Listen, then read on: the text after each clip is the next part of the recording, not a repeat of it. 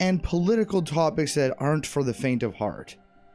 If you are under the age of 18, I would recommend that you leave now, because what you're about to see cannot be unseen.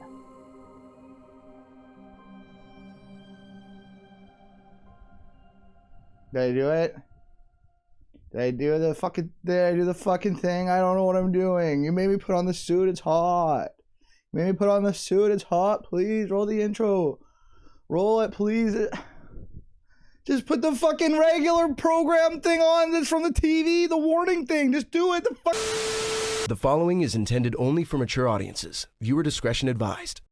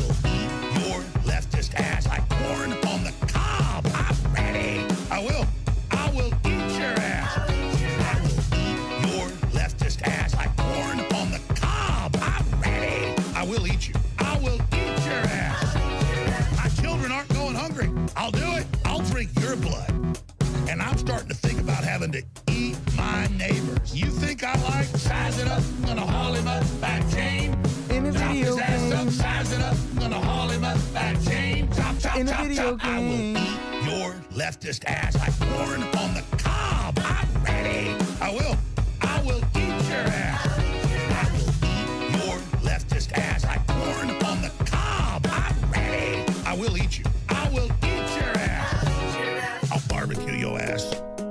In Roblox. I will light your ass up so fast. I'll tell him, well, I killed the cow out back, baby.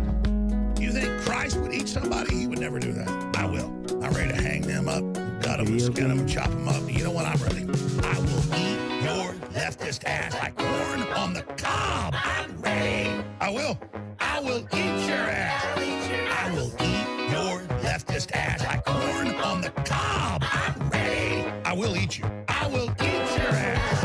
I will eat your leftist ass like corn on the cob. I'm ready. I will eat your ass. I will eat your leftist ass like corn on the cob. I'm ready. I will eat you. I will eat your ass. That's why I want the globalists to know. I will eat your ass first.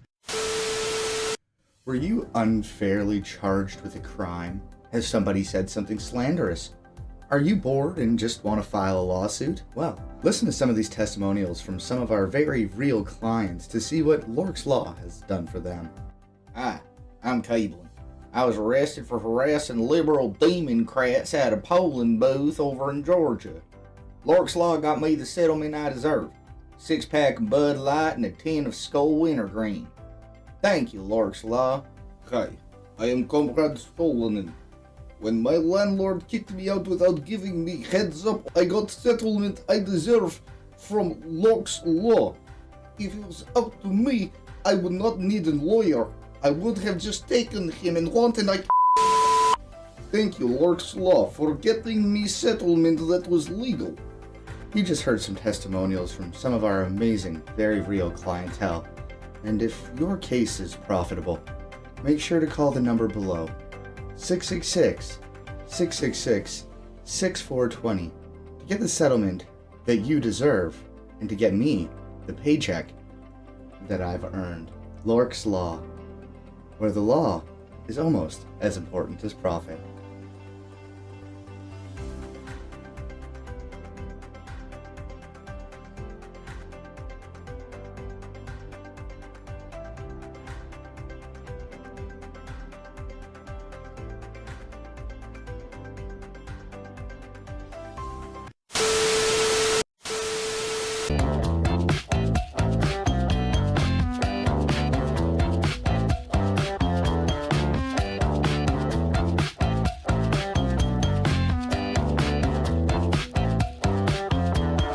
Will I see you tonight?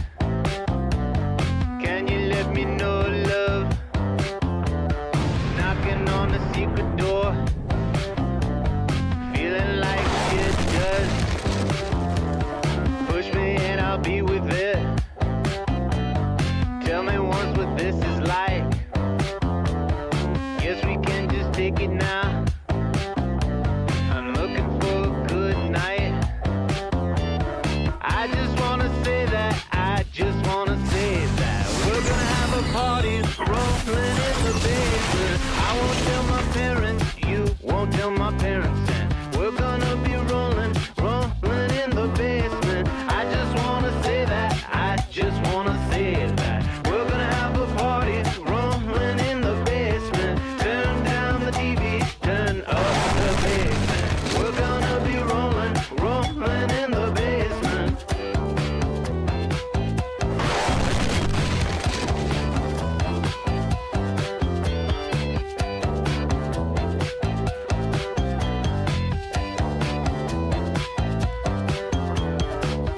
Nothing wrong with it.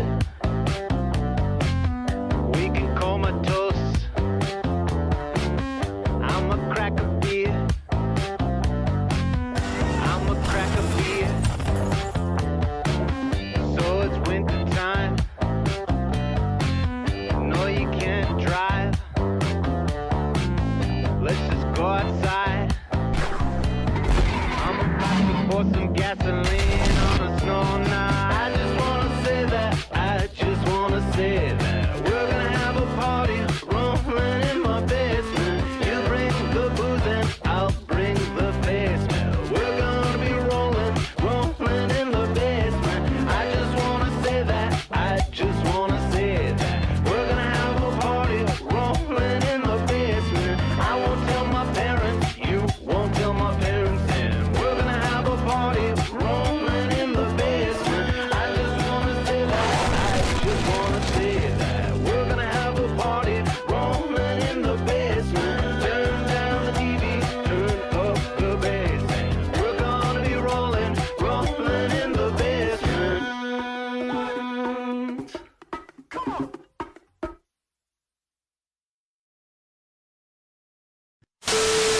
You gotta ask Jesus Christ. I We're all don't have sinners. to do anything. We're all sinners. Okay. He's not gonna force you to do it. You're sinning right now. No, I'm not, motherfucker. You fucking accuser. Get the fuck out of here, you fucking accuser. You motherfucking accuser. Get the fuck out of here. Oh. You motherfucking.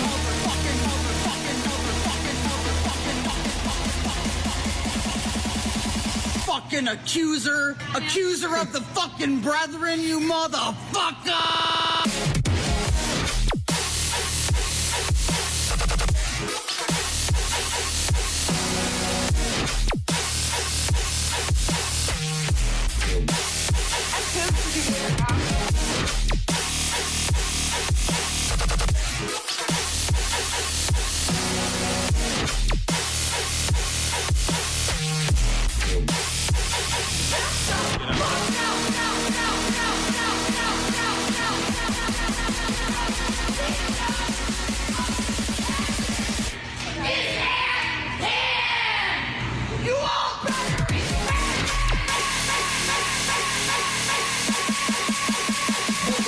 Say your prayers.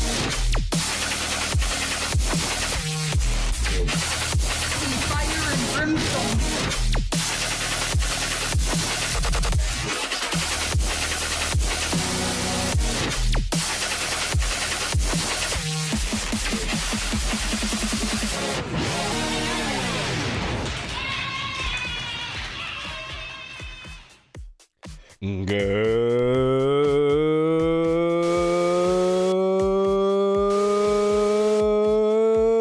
Good morning. Good afternoon. Good evening. And good night. Welcome, everybody. Great to see you, Green Man. Great to see you, UFO test driver. We all can prosper. Turbo Nerd. Great to see each and every one of you. Good morning without a cough, and I'm sick as shit. If you can't tell by my voice, or I sound like a nasally old boy, I gotta blow my nose. But hey, we did the fucking thing. We did the thing. And good morning, Mr. TALORX Live. Good morning to y'all as well. It is Weed Wednesday. We're gonna take a fucking hoot here. The Thetans have been causing sickness. It's the body Thetans. They have been attaching to themselves, and I need some touch assists. That's what I need, okay? It's science. I'm blowing my nose, so I'm muting my microphone.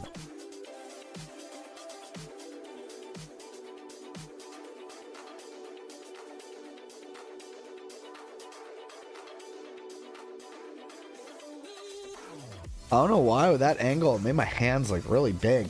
I don't have big hands. I have small hands. I mean, it's just the angle. Oh, goddamn. All right, everybody. Great to see you. I hope you're doing well. I'm going to try to stream as best as possible today. It might be shorter than normal as I'm quite clogged up. But great to see every single one of you. We will take a hoot here. I think Josephus wants to buy your used Kleenex. Well, fucking send me an offer, and I'll get it on over to him. There's a couple of things that I wanted to talk about. I wanted to go over the Epstein emails with Trump's name in them that was released. I haven't looked into it or anything yet. So I want to see that because I think that's pretty fucking funny. I did want to potentially finish that Cliff Knitchell or whatever fucking video from last stream. But we'll see where we go, how far we get. And if my brain can handle it, because I'm just trying to get oxygen because I can't breathe.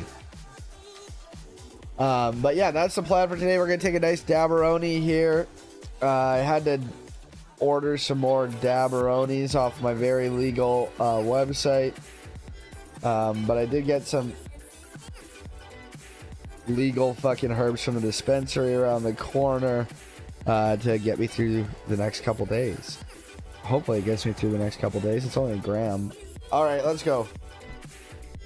Cheers.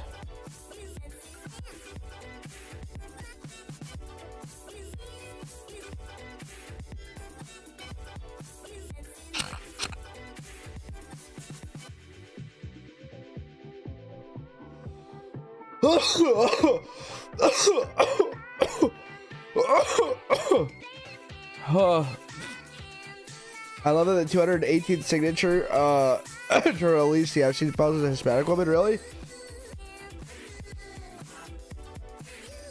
I did not know that. Blow my nose.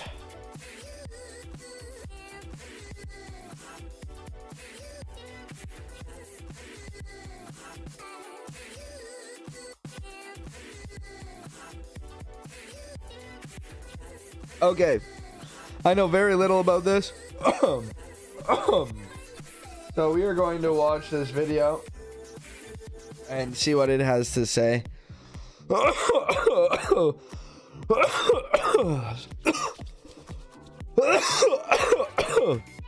Oh, fuck, bro. Okay. Let's see what this is. Ooh. Okay, let's see. Epstein mentioned Trump multiple times in private emails. New shit shows. Let's watch. You fucking thing. Unmute. Breaking news. All right, we do have breaking news in the Jeffrey Epstein investigation. Democrats on the House Oversight Committee, Let me know how the audio is.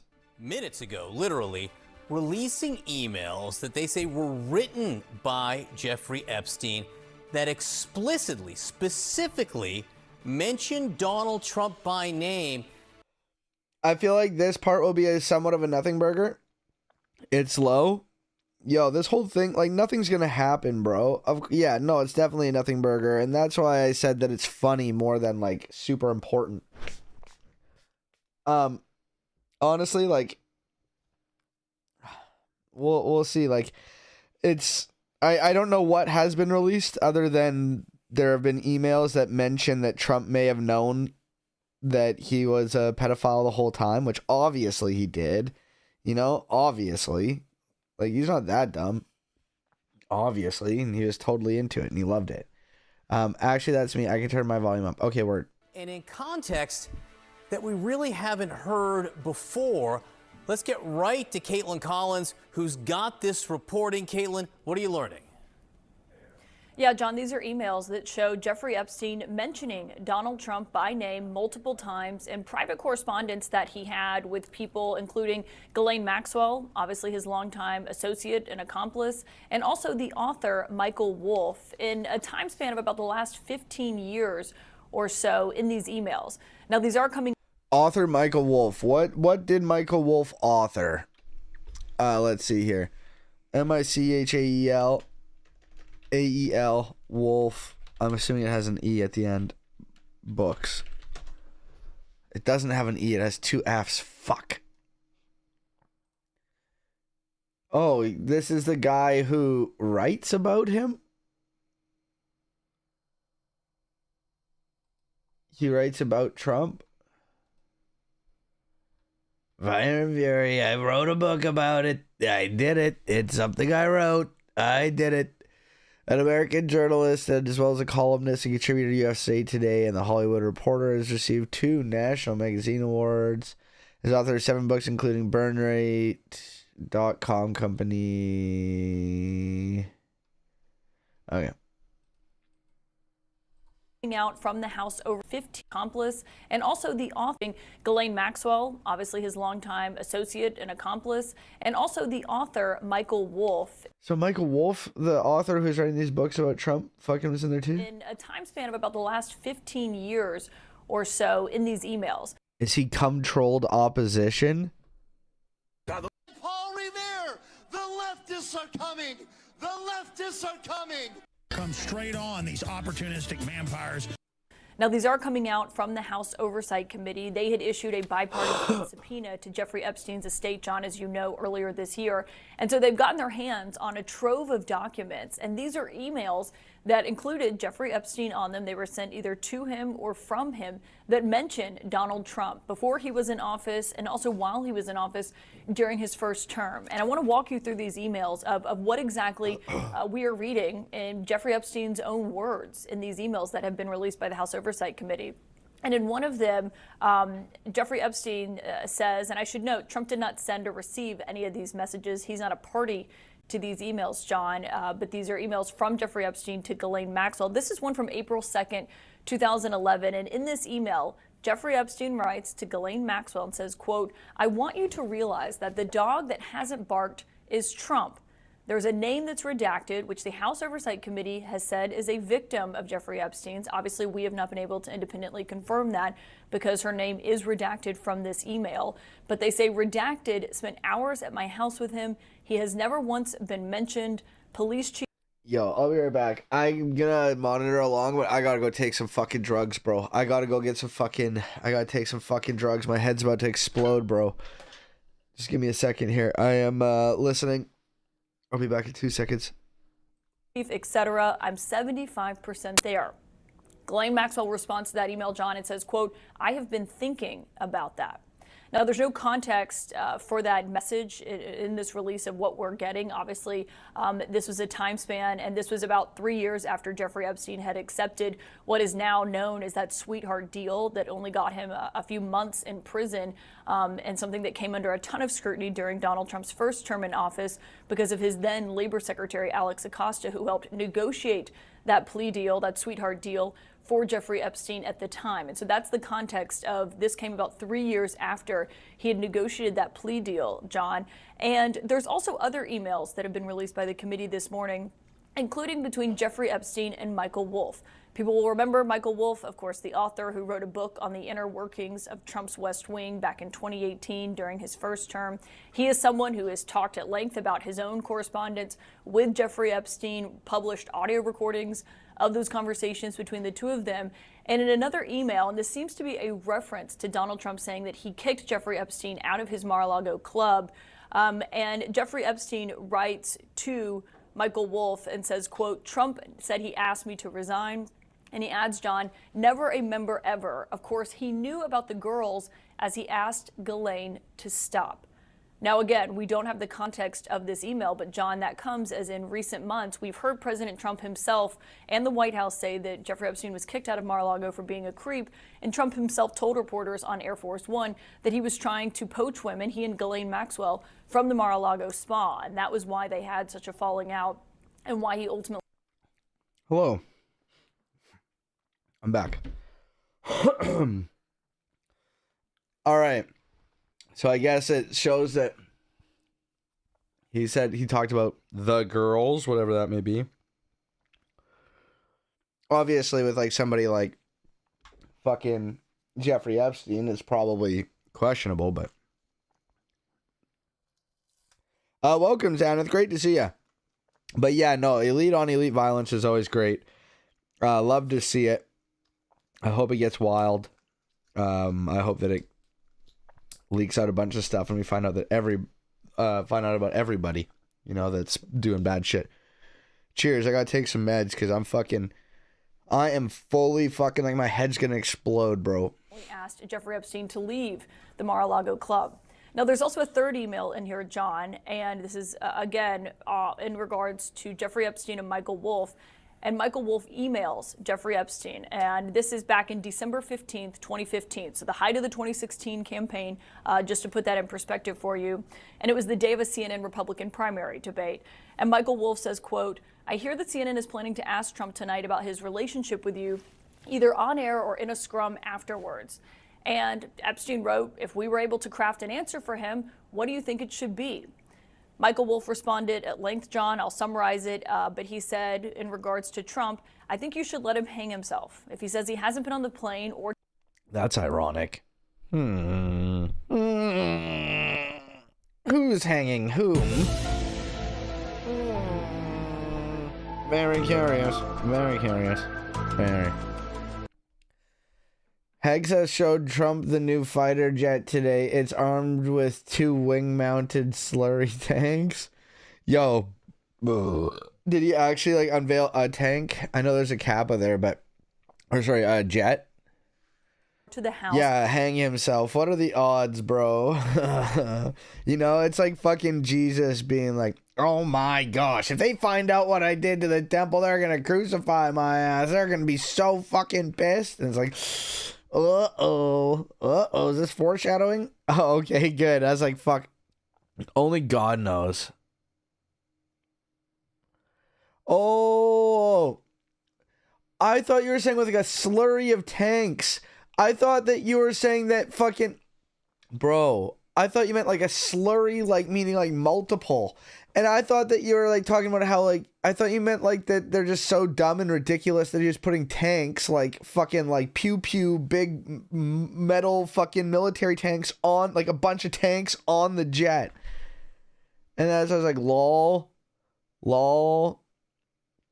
Oh, fucking shit tanks. Tank meaning to hold something, like a fucking poo tank. Dude, I was picturing a fucking airplane with a bunch of fucking tanks on it. And I'm like, what the fuck? Yeah, his AI video, that makes so much sense. That makes a lot of sense. That makes more sense. Yeah. Honestly, I would be way less shocked to see them actually make a poop bomber to bomb America. I would be less shocked at that than to see Donald Trump actually flying in an actual fucking fighter jet. Just even on just a fun little fly around. It's more likely that they drop actual tactical feces on the American people than to see fucking Trump actually doing something like fucking risky, like flying a jet. Then that gives you a valuable PR and political currency. You can hang him in a way that potentially generates a positive benefit for you. I like how they just like don't bother fucking hiding this fucking email as a like closed now. jeevacation@gmail.com. Jeffrey Edward Epstein vacation. I think his middle name was Edward, right? You, or if it really looks like he could win, you could save him generating Bro, his initials were literally G. A debt. Now, I'll note, John, we looked at the transcript of that CNN debate from December 2015. There's no mention of Jeffrey Epstein in there. And of course, as I mentioned, Donald Trump himself is not a party to these emails. But what this shows is Jeffrey Epstein mentioning Donald Trump by name multiple times at a moment here in Washington when their relationship has come under incredibly intense scrutiny, John. Like, I don't mean like who cares, like fucking like, oh, who cares? I mean like this is like nothing like super crazy or new. Like fucking like, yeah, of course he said his name. Like fucking like they were homies, bro. Like they're best friends. We know that. We know that. Fucking like overhyped. I think they need a vape pen that has multiple tanks so you can switch between indica and sativa. Bro, they should, because like those types of that technology does exist, bro. Fucking back when I vaped, like nicotine, there were these fucking pods called the Flip Pod. Yo, here, let me pull it up. I'm sure many of y'all know about these, but those of you who don't, vape Flip Pod.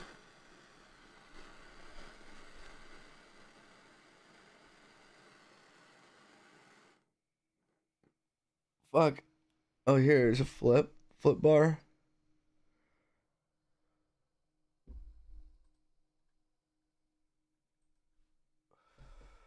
Cheers.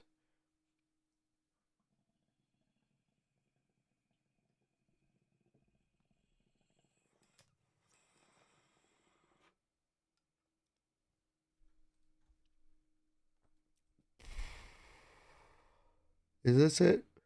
No, this isn't one of them. Fucking, where's the fucking flip, bro? Fucking, I need to show this for the homies in the back.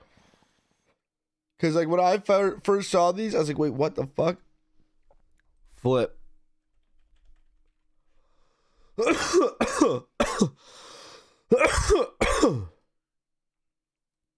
Yeah, like this. Yes, I'm 21. Okay, so, like, it's like this, where it has multiple flavors, or at least the one that I had it is like this. And at the top, do you see where this like crack is?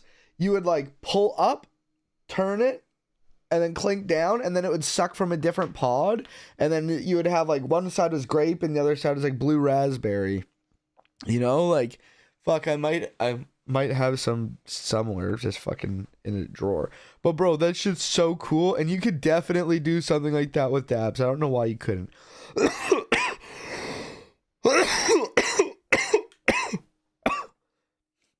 I don't see why you couldn't do it.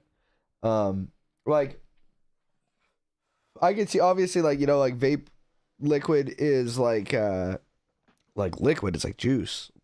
Whereas THC fucking like cart shit, like the Benjamin is like gloopier.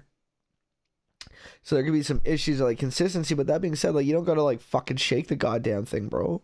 Just fucking, they don't have to be 510ers, but they can be 510. 510 is the name of like the pin at the bottom. 410, 510.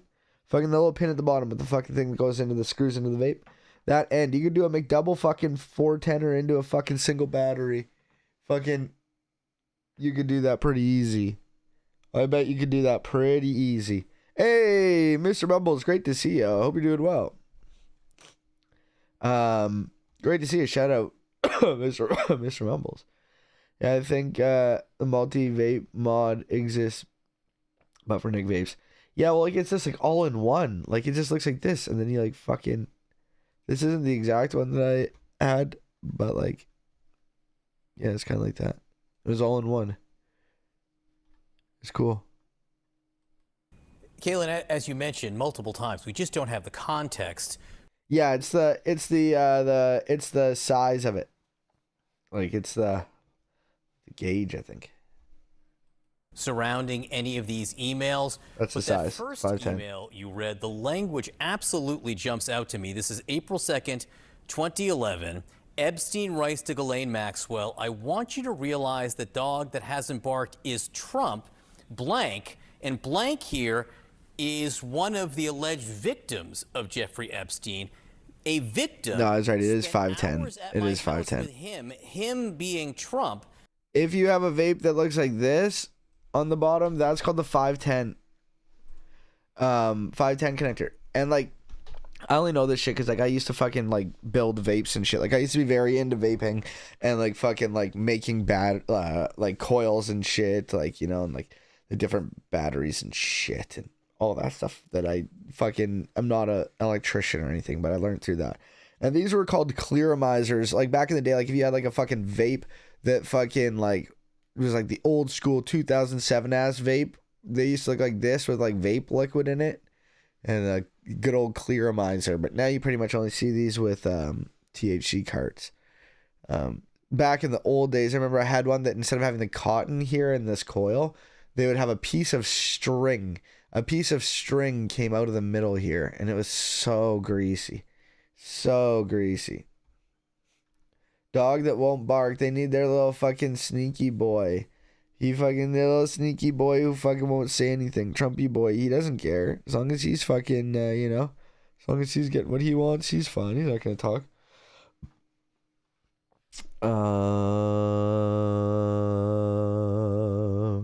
Hounds of Bakersville reference? What's a Hound of Bakersville? What does that mean? Oh, it's a book? Sherlock Holmes? I don't know. He has never once been mentioned. Yeah, Now, Sherlock Holmes. again, we don't have the context surrounding that, Caitlin, but this kind of language from Jeffrey Epstein himself, how often has Donald Trump, what has Donald Trump said about contact he may have had or time he may have allegedly spent with some of Epstein's alleged victims?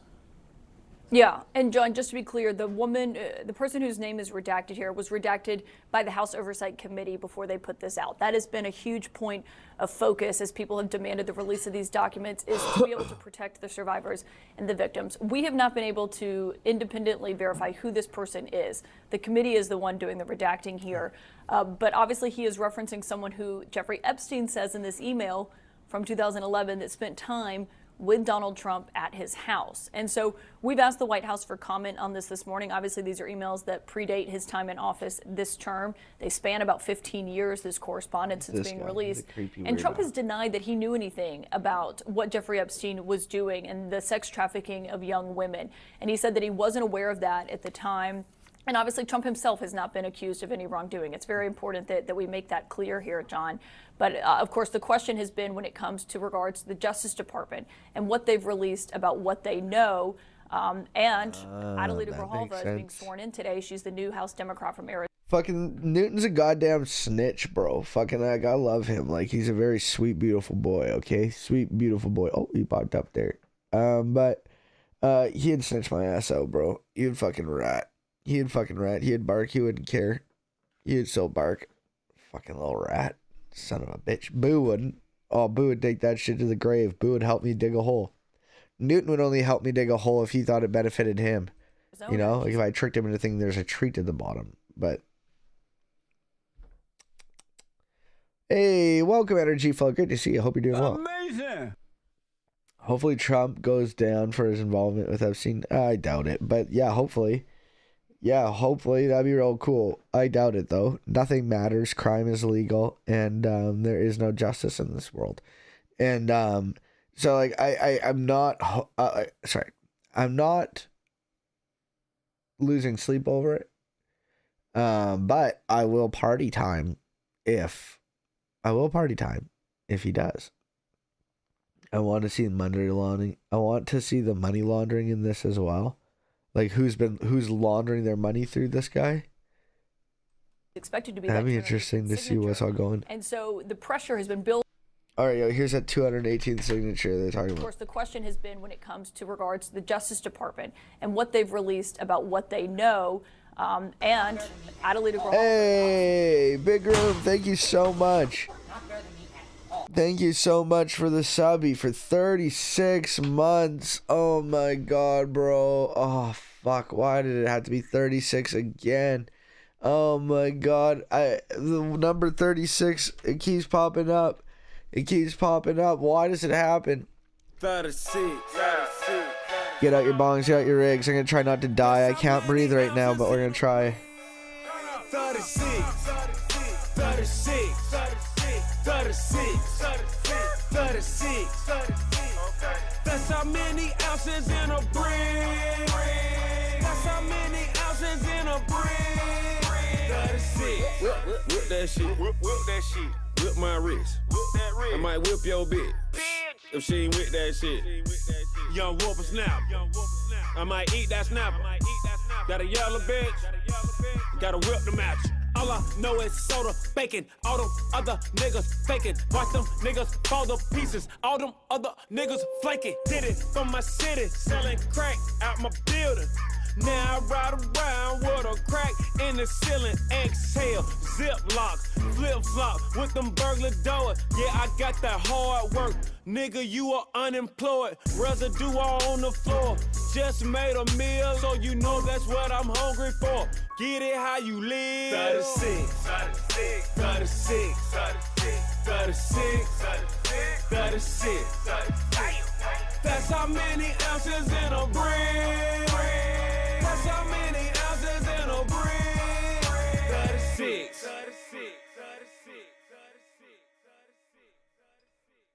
Perfect high bake. Oh. Born in today. She's the new House Democrat from Arizona, and she's expected to be that 200. Yo, I found this through a Facebook fucking like clip. Yo. Where? But I want to introduce y'all to my personnel. Yo, is it? Is this? Where does the song start?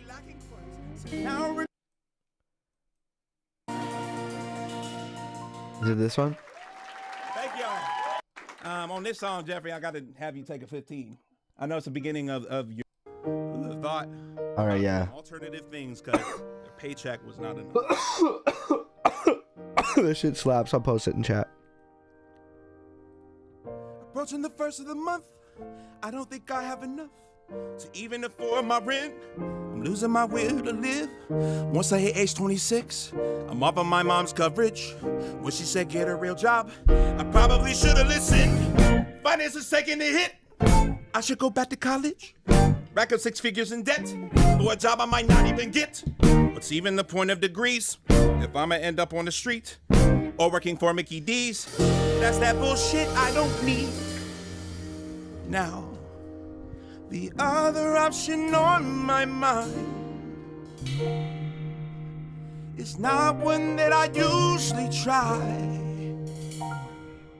But for the first time in my life, I think I might sell drugs.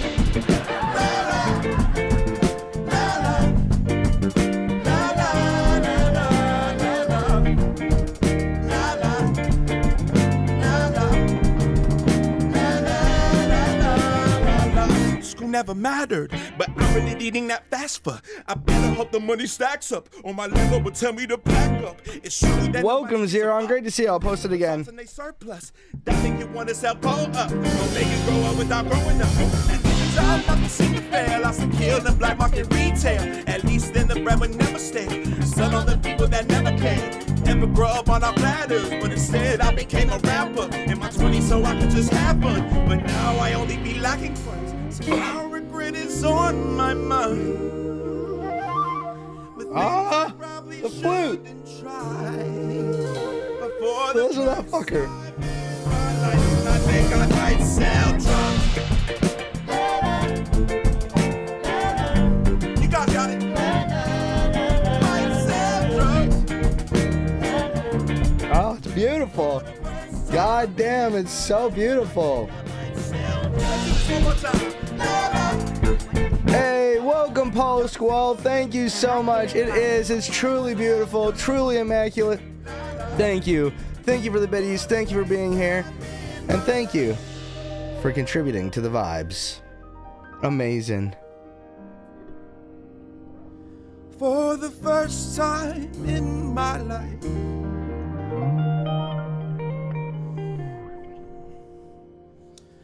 for the 30th time in my life, I think I might sell drugs. When he hits that for the first time in my life, I think I might sell drugs. He hits that Chance the Rapper so hard. Am I the only one? Am I the only one? Don't get me wrong, it's beautiful, and I'm not in any way like saying that it's a negative, but he sounds very Chance the Rapper when he hits it. And he goes, in there. He doesn't do he doesn't necessarily do that, but he does it. The honest truth about adulthood is that it's full of empty promises. I guess if you look at the positives, you'll figure out everyone's winging it. My high school reunion is coming up. I'm mad I don't even have time to stun on the people that didn't believe in me. That day is coming, I swear you see. None of it matters, the more you know. Most of us coming from broken homes, been through traumas that you wouldn't know. The things that you think when you're really broke. That's the reason I don't villainize people committing nonviolent crimes so they can afford to live their life. Sleep on the roof. So sorry, who are you to judge? Who are you to judge?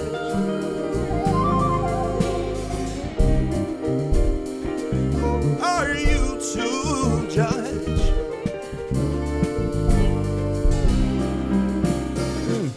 Are you to judge? Welcome, BDS's BDE. Great to see ya.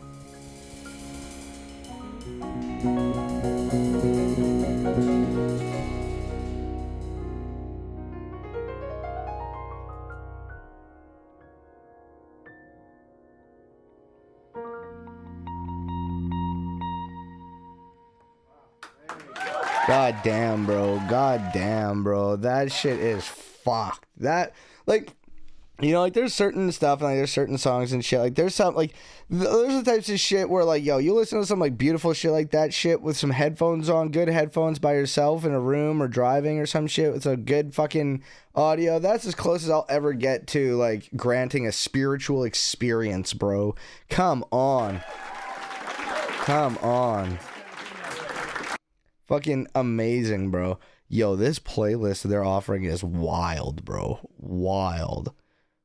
Yo, that is fucking wild. But yeah, it's a great song. Great song. But welcome to everybody who came in here. And yes, this is a real number. It's a number from the 850 in honor of the great T-Pain, Teddy Payne. Everyone want to say it. Teddy Pender ass down. Rep in Tallahassee. Tallahassee got my back, though. You know? In the words of great Teddy Payne. Tallahassee love now. They thought I left, man. Ha ha ha ha ha ha ha. Yeah. TPAIN. Let's go, man. You already know what it is. Hey. Tallahassee got my back, though. Yeah. It's a real number. It's a Christian call-in line. And y'all can call it. It's real. But I do want fucking Christians to call us so we can talk about Jesus. I set it up. It's a fucking online phone, and I can change the number whenever I want. I can burn the number. I can call out. I can receive calls. If there's if you want to do a prank call, we can do a prank call. Yeah.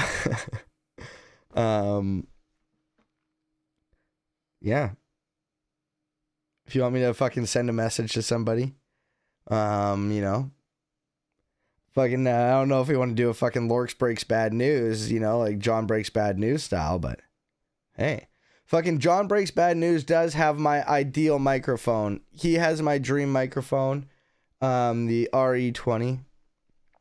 Y'all ever see John Breaks Bad News? NEAS call? Yo, bro, fucking, dude, if I ever got a call from Techhead Terry, bro, Techhead Terry retired, unfortunately, and I think Chris kind of retired, not even a show, unfortunately. What was I looking up? Oh, fuck. I was looking something up. Fuck. I was going to look something up. Oh, yeah. John Breaks Bad News.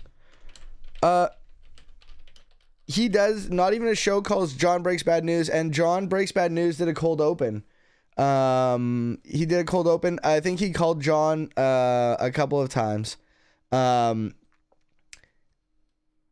I think he was on like the 100th anniversary episode. So like fucking he just like calls people and like people pay him to call somebody and break bad news to them. And he has a black RE20 and it's a beautiful mic. And the Lord said, "Whatsoever you say to the least of my burners, oh, you have said to me." Oh, it's so fucking true, bro. Fucking absolutely, bro. That's my favorite part of the Bible. That's the God I want to believe in, you know? Hello? Hello? Yes, hello? Hi, Sam? Yes. This is John from John Breaks Bad News. I have some bad news from Colin for you. Oh, okay. So a little while ago, you are not going to get your stinky dinky at the Taco Bell? Oh, no. I don't know what the fuck this guy is trying to have me tell you. He said, flash forward to yesterday, you are not going to get your dinky stinky in Taco Bell. He means Virginia. Mark is hiding in your closet and he's going to lick you. I don't know what any of that means. That sounds terrible. Are you trying to stick your penis in a burrito? I think that's what he's getting at, yeah. Oh, well, is that what you're trying to do? You're trying to stick your penis in a burrito? Yeah, I think so. I think I might have to. Don't do that. You're going to get like beans and shit in your pee hole and it's going to get infected. It's not going to be good. Oh, I didn't think about it that way. That's a good point. Yeah, you got to think about things. No. No penis in the burrito. Okay. I promise I won't. All right, I love you. He's going to do it. I love you too. Bye. I know he's Hello. Yeah, that's John Breaks Bad News. He calls people and breaks bad news. Sometimes he like legitimately like has to tell these people like horrible things. Like no joke. Like, hey, thank you so much for another 100 biddies.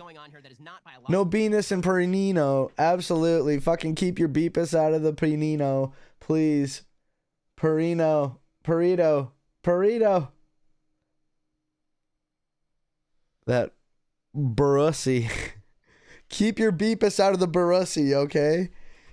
Okay? There's consequences to fucking the Barussi. But yo, sometimes he like calls people and like tells them that like everyone hates them and that like fucking like they're a piece of shit and they need to turn their life around before everyone leaves them and shit. It's like, oh my god, dude. Double A narcissist. Hi, this is John from John Breaks Bad. Like this might be rough. Like some of them are like really rough. It's like, god damn, bro, that's not even funny. Bad news. I have some bad news from somebody who would like to remain anonymous. You are a perverted narcissist. You get turned on by boys, get turned on when boys are sick from heroin. Stop taking advantage of vulnerable people in Alcoholic Anonymous meetings. And treat your employees like human beings. Leave the AA scene in Iowa or die when this video comes out. They will personally spread it on social media. The truth is out. Have fun, fucker. Love you. Bye. Jesus Christ. Yeah, like that was darker than I expected. But yeah, see, like some of these are fucking like dark and they're like, a lot of them are fun and funny. But like, god damn, bro. How much I gotta pay you to fucking call somebody and say that? God damn. But hey, yo, if somebody's being a perv, fucking I'll tell them to stop being a perv. Yo, if you got a fucking homie who's being fucking creepy and shit, I'll call him and say, hey, yo, man, what are you doing? Are you being fucking creepy, bro? I still need you to stop being creepy. Like, that's the thing, but like, god damn. See, that is fucking wild. My dude's just going out there fucking just saying some wild shit. That's just a random one that I pulled up because it said AA narcissist. But yeah, no, I like to fucking make some calls. My thing is I don't want to harass, like, I'd like to make fucking, like, fun calls and shit. And I just don't want to harass, like, regular, good working people who are they just have a job. You know what I mean? That being said, if it's, you know, calling and having fun with, you know, the quality review over a fucking dart company, then, okay, word, you know? So, but yeah, I used to ask at every Taco Bell I went to, and some had trace. Wait. Some still had was a site that tracked them too. But they had to go to. Wait, I feel like I'm missing something. I used to be my go-to. I was crushed when they discontinued them. Wait. What? Disappointed the chili cheese burritos. I'm Canadian, so like, fucking, we recently only got Taco Bells in Saskatchewan like a couple years ago. And like, we still don't have everything that like the States has. Like, I remember like in the States, because when we would go to Arizona, like going to Taco Bell was like a cool thing that we would do. You know what I'm saying? Because we didn't have Taco Bell. And the Taco Bells there had like potatoes. Here we just have like KFC fries, like they're like fries. But now they put some shit on them. They're like taco fries. I don't know. But we do have like a lot of like the stuff, like the Doritos tacos and stuff, but we don't have everything that the United States has. So like, I don't know if we had those. Maybe we did. Maybe we still have them. I don't know. This is why I don't give TALORX my number. You should call me. I will show you though that like I do fucking I delete every single call that comes in. I delete their numbers from here so that I don't have the number, so that I don't accidentally show it on screen. And please know that I do try my best to like keep that off of screen as much as possible. But I am deleting the number. I don't care about your phone number. I don't care. I don't care who you actually are behind the screen. You know, I'm talking to whoever's calling me. You don't want Taco Bell. Yeah, no, like Taco Bell is like fucking like a sometimes food, a very, very rare food. Like once every like few months, my wife will be like, hey, do you want some Doritos Locos Tacos? And I'll be like, hell yeah, I like saying it and I'm down for it, you know? So, yeah. But 118th signature. And so the pressure has been building on not just Democrats, but Republicans. What the fuck was that? What the fuck just opened? Oh no, I accidentally opened Opera GX.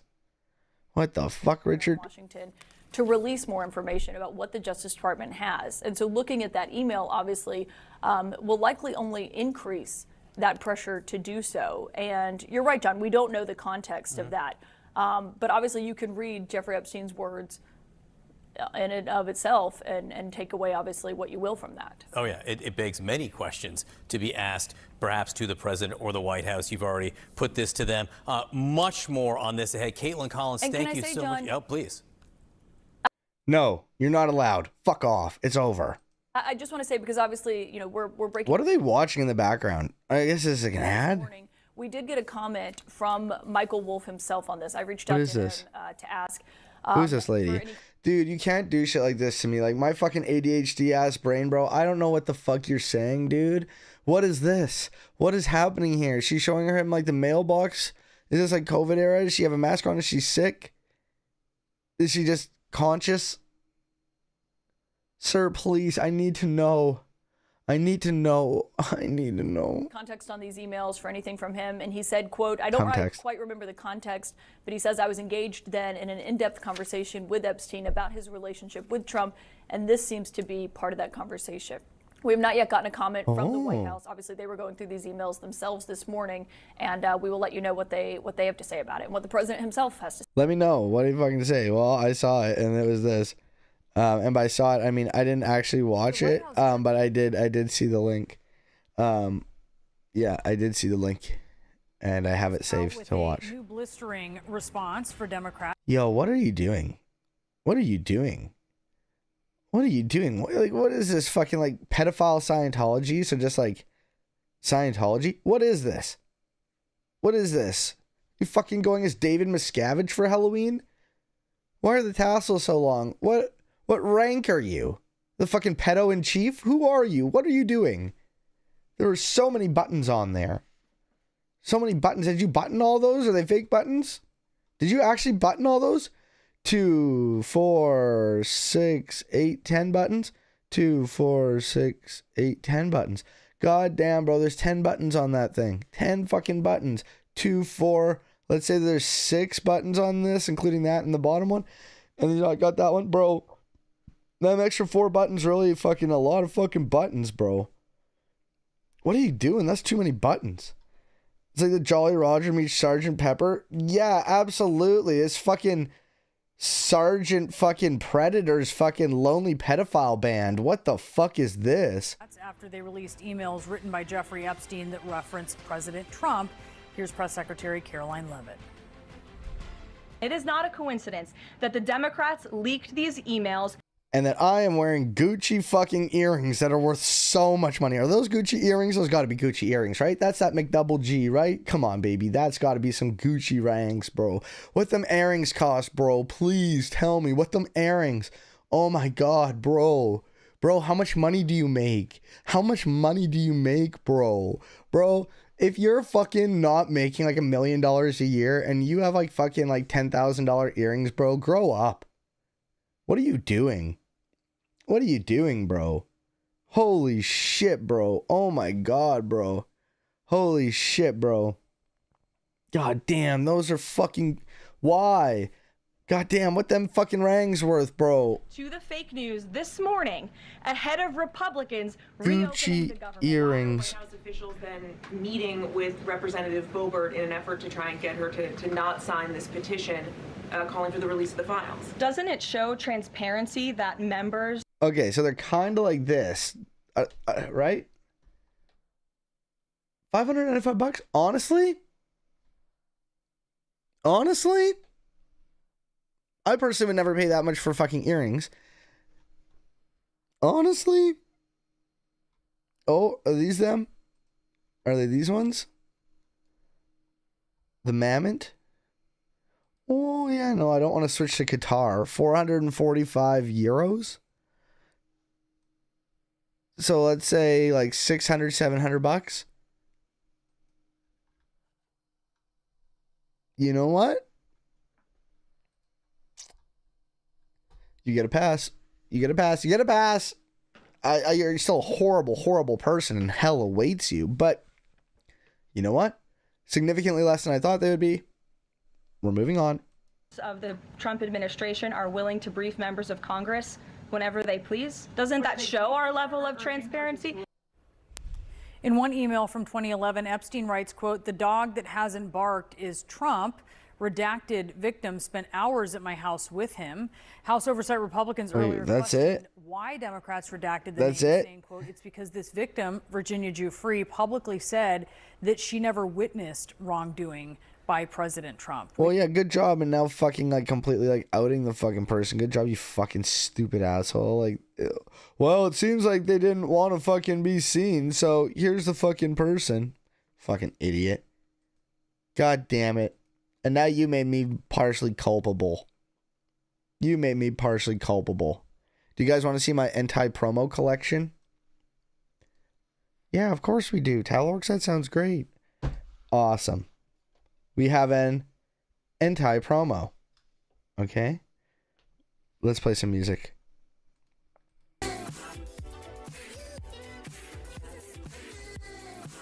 An anti-promo. An anti-promo. We also have an anti-promo. We have one more anti-promo. Hell yeah, how is your nap, Green Man? You came back just in time because you get to see the reveal of this card. Do you know what it is? Do you have a guess on what card this is? It is a anti-promo.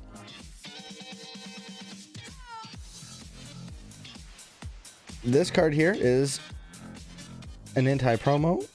And looks like we have just one more anti-promo. And I'm going to save you the rest of this. These are all anti-promos, bro. I single-handedly control the anti-promo market, bro. Single-handedly. Dual-handedly. I dual-handedly control the fucking market, bro. I have 26 anti-promos. Oh, sorry, 24 anti-promos.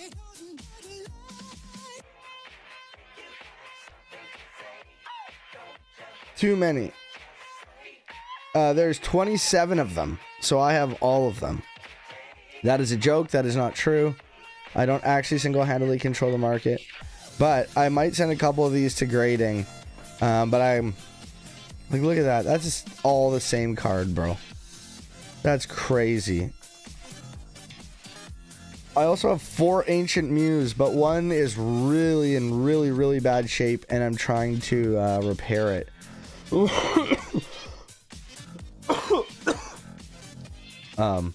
3 are in really great shape. 1 is in my press right now. I'm trying to get some of the creases out as best as possible, flatten some of the edges a bit because it's pretty banged up.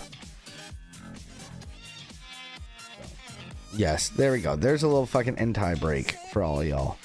For all y'all who are like, yo, I bet this guy doesn't have any Entai cards. I'd say, bro, if you show me somebody, an individual who has more Entai promo cards than me, I'm going to say, why do they have that many? I shouldn't have this many. I only have this many because I had like 3 of them, and then I bought a collection off Buddy, and he knew a guy who worked at the theater and gave him a bunch of the cards. The ones they had left over. Okay? So, I don't know. I'm not your dad. Don't ask me questions. Stop it. Okay? Especially if he is the Messiah. But I wonder what... That's why I don't think Jesus would approve. If I can find out if... disregard the New Testament. Okay, sorry. I didn't fucking introduce any of this or what we're doing, and this isn't even the video that we were watching. We were watching... Where's the one about the fucking pedophile that's the president of the United States? Where's the one about the president pedophile? Oh, well, this is one from CTV News. This is only 4 minutes. Let's see what CTV News has to say. Lots to discuss with CTV News U.S. political analyst Eric Ham this morning. Eric, good morning to you. Before we get to this news specifically on Epstein, I think it's important for our viewers to know that once the government shutdown is over, Speaker Johnson is going to be swearing in an Arizona representative, and that could be key in releasing these Epstein files by the Dems. Can we start there and talk to us about how the attention is now likely to focus back to the Epstein files with the I want you to know that these go for $6. $6. Lol. I thought they were 10. They were $6. Coming to an end. American. That's a really good place to start, Marcia. Thanks for that. We know that, and now already Speaker Johnson, who has been receiving a lot of pushback, has said that he will actually swear in this newest member of Congress, who's already stated that she will sign this discharge petition that was actually put forward by both a... Oh, yeah. I was seeing if it shows how many are on market. It doesn't say how many are in the market. That'd be pretty wild if it did.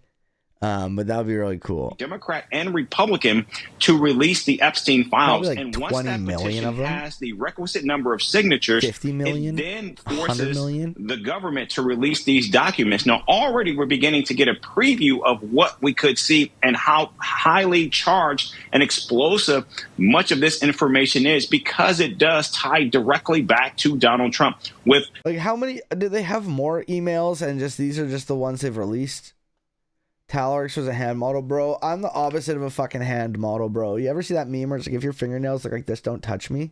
Bro, that's me, bro. I bite the fuck out of my fingernails. Ooh, TALORX, you're gross. Shut up. Fucking, I try to stop it. I can't. I bite the shit out of my fingers. I don't even just bite them. I fucking pick at them. It's just like a fucking, like a tick. I pick at them. I rip at them. Bro, my fingers are awful, bro. Like, I try my best not to show my fingers. Like, I'm selling some shit on Facebook Marketplace. And, fuck, bro. Buddy's like, hey, yo, can you send me some videos? And I'm like, fuck, how do I do this without showing my hands and not putting my white gloves on and being a weirdo? You know what I'm saying? Fucking the white gloves I use when I, clean my cards and shit. But, fuck, I'm not putting these on in the thing. My fucking fingernails are gross. This side of my hand, fine, awesome, but my nails are fucking, they're not dirty, they're just fucking oh god, are you okay? That looks like they hurt. And the answer is, I am okay, and yes, they do hurt. Trade up? Well, that's what I'm planning on doing with some cards is trading some stuff.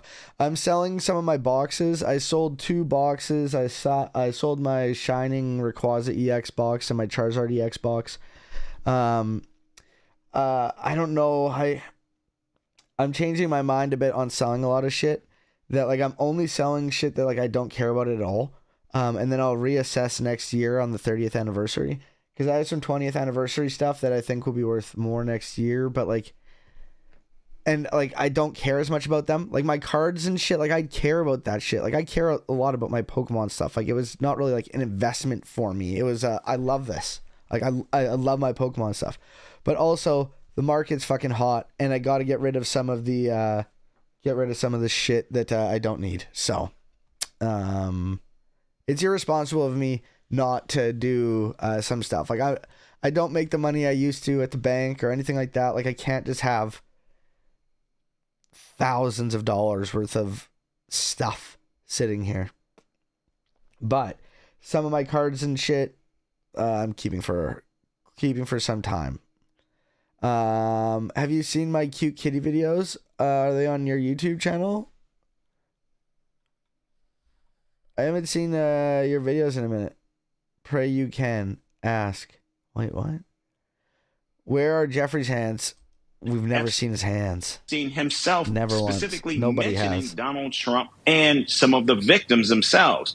And so now we're moving into this place where once again you might begin to see some of the MAGA base begin to push back on the president himself. And it becomes, I think, a larger question of what role and how can those around Donald Trump continue to shield him from much of the explosive nature of a lot of these documents that we're going to likely see if, in fact, these Epstein files are released. So, Eric, people already knew, we just showed the photo of Trump and Epstein, that the two had ties together. They were linked. They were buddies for a while. Is there any way that these emails could be more damaging to President Trump? And I just want to specifically read something that was written by Mr. Epstein to the author, Mr. Wolf. He said of Trump. I love Trump. Me and him are both fucking pedophiles. We did pedophile shit all the time. Of course we did. We're best friends. Of course. Of course. And it would be ridiculous to think otherwise. Trump, of course, he knew about the girls as he asked Ghislaine to stop. So what? Honestly, those drugs have helped a lot. I feel so much clearer. I've been like refraining from saying it because I don't want to jinx it. But then I realized like I don't believe in jinxing, so whatever. But like I feel so much better, bro. I'm sure you can hear it in my voice. What does this mean now for President Trump? Well, because Epstein is no longer here to actually not only corroborate this information, and we know that Maxwell herself is aggressively attempting to get a pardon from the Trump administration, this now just becomes a he said, with one person no longer available to actually corroborate the information. And we know Donald Trump will certainly push back and say he knew nothing about it, and somehow claim that he is just a victim in all of this. That's likely what we're... Bro, like, even if he admitted to it, do you think anything would fucking actually happen to him? Do you think... Like, I just have such little faith in the justice system. I have zero fucking faith. Like, do you think anything would actually happen to him? I would hope. But do you think it actually would? Like, am I just, like, way too cynical? Going to see. But again, I think it becomes what and how much more information in black and white can or do these files hold that actually begin to paint a very clear and direct picture linking the two men. Already we know from the Wall Street Journal when they actually released that card, that birthday letter that was sent from Donald Trump to Epstein. So clearly there is a relationship that we know that is there. Well, fucking Buddy said that they were friends. Like, they both said they were friends with each other. Like, it's not controversial. Like, it's not new. Like, they would rationalize his involvement somehow. He was a white hat pedophile. Well, like, they're already fucking saying that. And, like, they being, like, QAnon weirdos and shit. Like when this shit first came out, fucking the weirdo fucking Q fucking dudes who were supposedly the Save the Children dudes were like, oh, yeah, no, he was, like, an inside agent. He had to get in to, like, be on the inside so that he could get all the secret information and the hidden knowledge. And it's like, bruh, no, dude, he's a fucking pedophile. You know, oh no, he's this fucking inside agent, kind of like an undercover fucking deep state destroyer. And it's like, no, he's not an undercover deep state destroyer or a white hat rapist. He's a fucking pedophile. Fucking not like that even exists anyways. Like, goddamn, bro. Like, fucking Christ. Like, but cognitive dissonance is a hell of a drug, bro. Fucking, they'll believe it. They'll legitimately say those things and believe those things. And it's just all dependent on whatever the facts are. They will make it, they will distort it to their reality. They're doing apologetics. And this is why I hate apologetics so much. Because it doesn't matter. Heads I win, tails you lose. You know, like, it's fucking disgraceful. Fucking disgusting. Hey, All Six, great to see you. I hope you're doing well, my dude. Welcome. Amazing. It's the only undercover he was doing was getting undercovers with underage children. Honestly, seriously, like, unironically, like, in my opinion, it is that exactly, bro. Like, fucking, my dude, oh yeah, he stole the 16-year-old fucking from my massage parlor. Bro, why'd you have 16-year-olds working in a massage parlor, bro? What are you doing? What are you doing? You're weird. You're weird. And your best friend's like the most notorious pedophile in the world? Oh, okay, bro. Okay. Like, it's just so ridiculous, bro. Fucking, like, if the Clintons had even, like, 1/100th as close... Well, I guess fucking Bill Clinton was there. But, like, if he was fucking 1/100th as close to Trump, you know? Like, goddamn, bro. And honestly, like, fucking, like, fuck Bill Clinton. Fuck Hillary Clinton, too. Like, fucking, they're probably creepy, weirdo, pedophile freaks, too. Fucking, like, I don't know. Fucking, we'll see. Fucking unload it and fucking get rid of all of them. You know, everybody who's mentioned on there, even if they fucking didn't have anything to do with it. You know? Unless they're just, like, grounds maintenance people. Fucking fuck them. Sorry, bro. You know? You get the benefits of proximity of power. You get the smoke of proximity to power, too, homie. Sorry, bro. Sorry.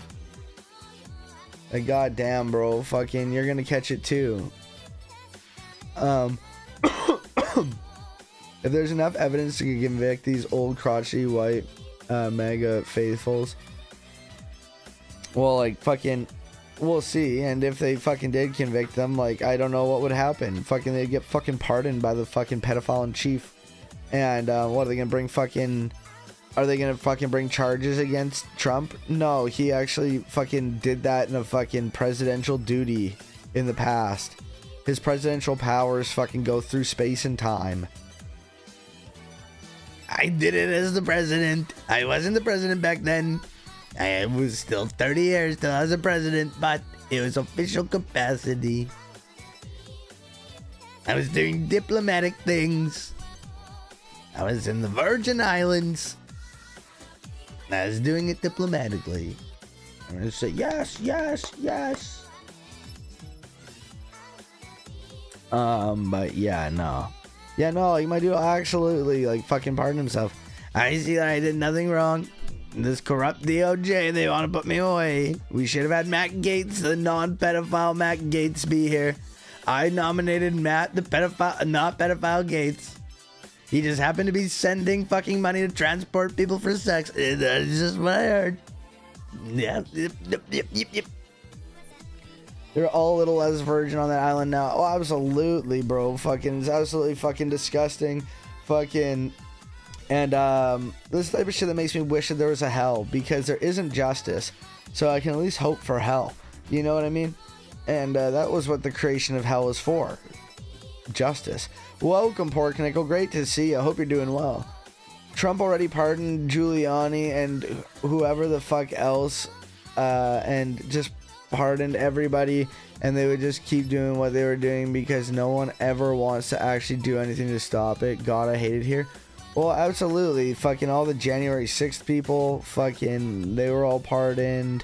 Fucking crime is legal, bro. Talk to text sucks, but I was ranting. So, dog, I feel you, bro. I do the same thing, homie. Fucking, most of the times when I'm talking in chat, it's generally like I'm using speech to text, and sometimes it says some wild shit. And it's like, bro, I swear to God, these people think that I'm fucking, you know, it's either speech to text or I like fucking like one-handedly not look, and then it's even worse. Welcome, Goose. Great to see you. I hope you're doing well. Great to see you. Welcome. Amazing. All right. We got Pork and Goose in here. Fucking goddamn. Everyone coming through. But, all right. Let's finish this and then we're going to fucking listen to Treasy and take a dab. But again, how much more information, and more importantly, just how damaging does this come? We know Donald Trump as a politician has been Teflon. Eric Ham, Pork Nickel, Master Goose. They're all like animals or like meat related to animals. That's fun. That's fun. I like that. That's the type of thing that makes my brain go, oh, that's dopamine. Hey, fucking reality sucks, so at least you can make fun little links with names. And then you can go, whoop, dopamine rush. That's fun. I found connection there. And that's why people join QAnon. But does this actually begin to push much of his base away from him? Because again, it was Donald Trump who used this as a great conspiracy against Democrats, saying that once in office, he would release this information. And now, yo, the Pork and Goose would actually be like a really nice fucking quaint diner. Like, it sounds like a very nice, welcome to the Pork and Goose. Today we have a very nice charred gazelle. Yes. I was trying to think of other exotic animals that you could eat, but I couldn't think of anything. I just kept thinking of pork and goose. If you have an iPhone, it was just confirmed that there's some kind of bug that has been autocorrecting actual words to just nonsense or just straight spelling things wrong. That's so funny. Oh, fuck. Hey, maybe in 10 years, fucking Apple will invent working autocorrect. It'll be so cool. now has refused to do so, and we know that has rankled some of those within his own base. Yeah. He said that they're politicizing this, the Democrats. All right, Eric, we're going to be following this throughout the day. Really glad that you could join us with your reaction. CTV News U.S. political analyst Eric Ham, thanks again. Just ahead. Thanks, Eric. Thanks, Eric Ham. Thank you, Eric Ham. Thank you, Eric Ham. Hey, yo, fucking, have any of you guys been following that Mike Israetel shit? I just see this shit popping up. Yeah, I've been paying a lot of attention to that shit because I think it's interesting and funny. And that shit's fucking funny and interesting. It's fucking funny and interesting. All right, everybody. If you live in a country, state, province, territory, or region where it's legal to consume herbal substances, then I would recommend you smoke along. If you live somewhere where it's illegal, I can't recommend that you do it, but I also can't tell you what to do. But shout out to all my Maoists out there.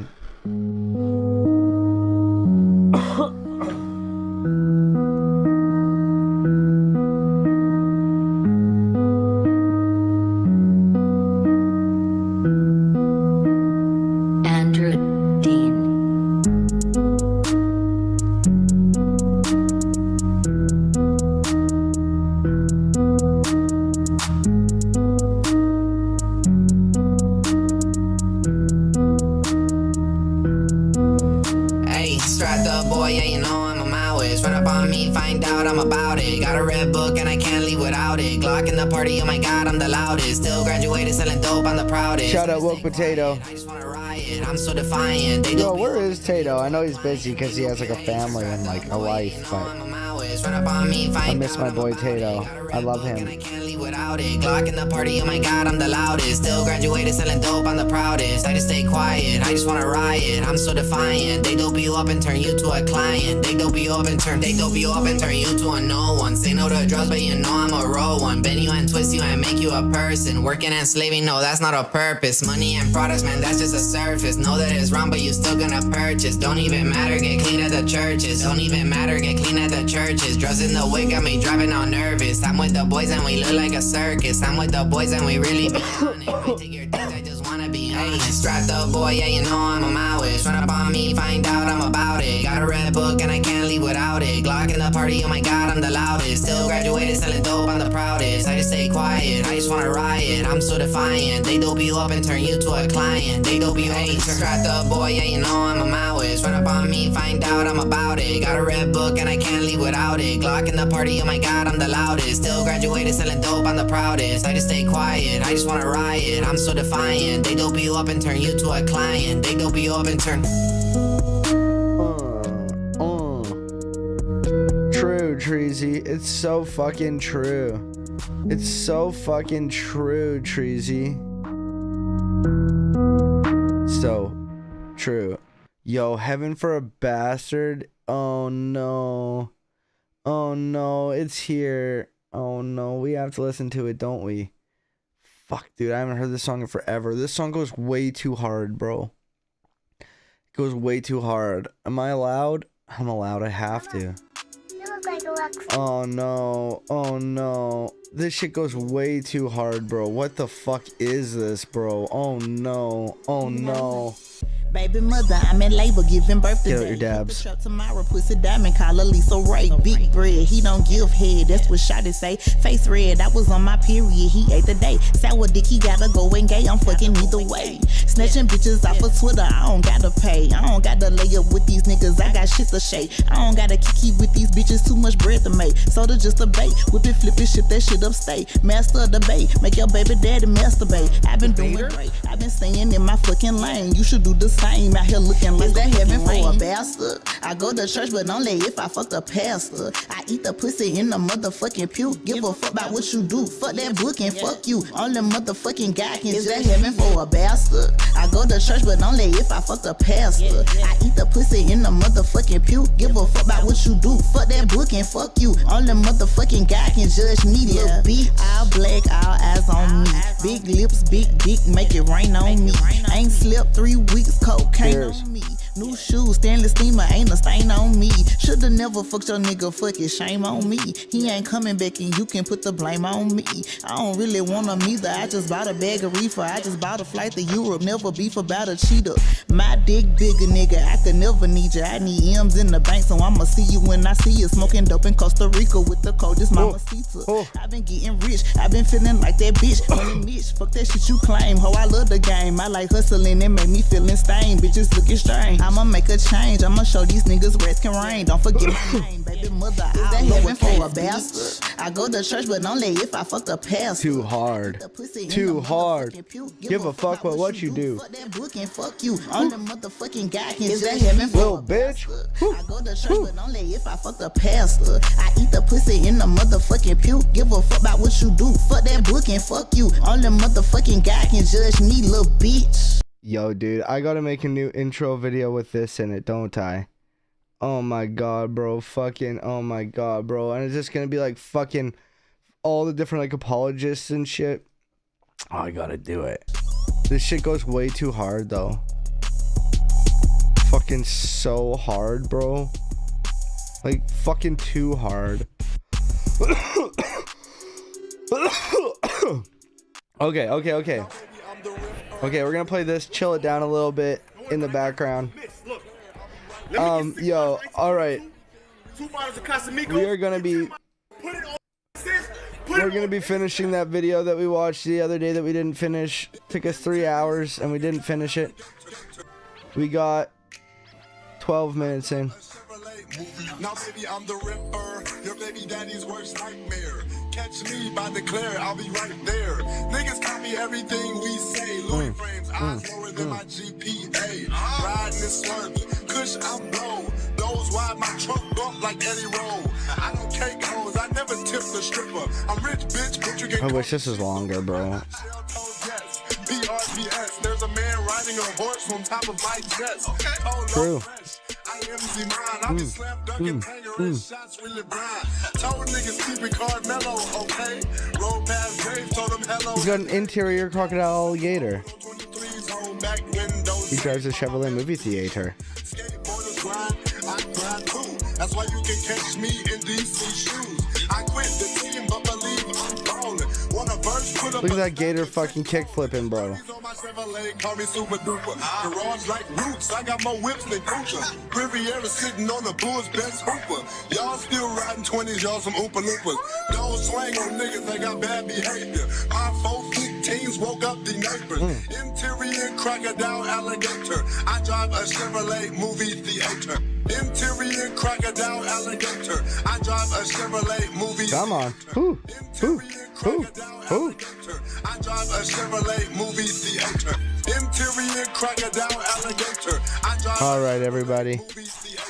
Interior crocodile alligator. I drive a Chevrolet movie theater. Interior crocodile alligator. All right, everybody. We can't just listen to Chip the Ripper all day. He never tipped the stripper, okay? Calling people Oompa Loompas. Y'all some Oompa Loompas. It's because he rides that fucking big shit, bro. He's calling their whips Oompa Loompas. You know, his whip's so big and stands so tall on them fucking wheels, bro, that y'all be fucking riding on that shit. Y'all some Oompa Loompas. Bro. Yo, sorry. Look at this last fucking scene, bro. Bro. Look at this. Look how high he's sitting, bro. Bro, look how high he's sitting on them fucking rims, bro. You be rolling by on your fucking puny ass. What, you got 20s, bro? This guy's got 200s, bro. He's got 200s. Interior crocodile alligator. He drive a Chevrolet movie theater, bro. Look at it. Y'all rolling through on your fucking 20s. Y'all some Oompa Loompas. Y'all some Oompa Loompas. Look. Motherfucker can't see shit. Yeah, well, you can see that y'all some Oompa Loompas. You know? Clearly. Y'all can see him. Look at him. King Chip. Look at this thing. He's got the door open.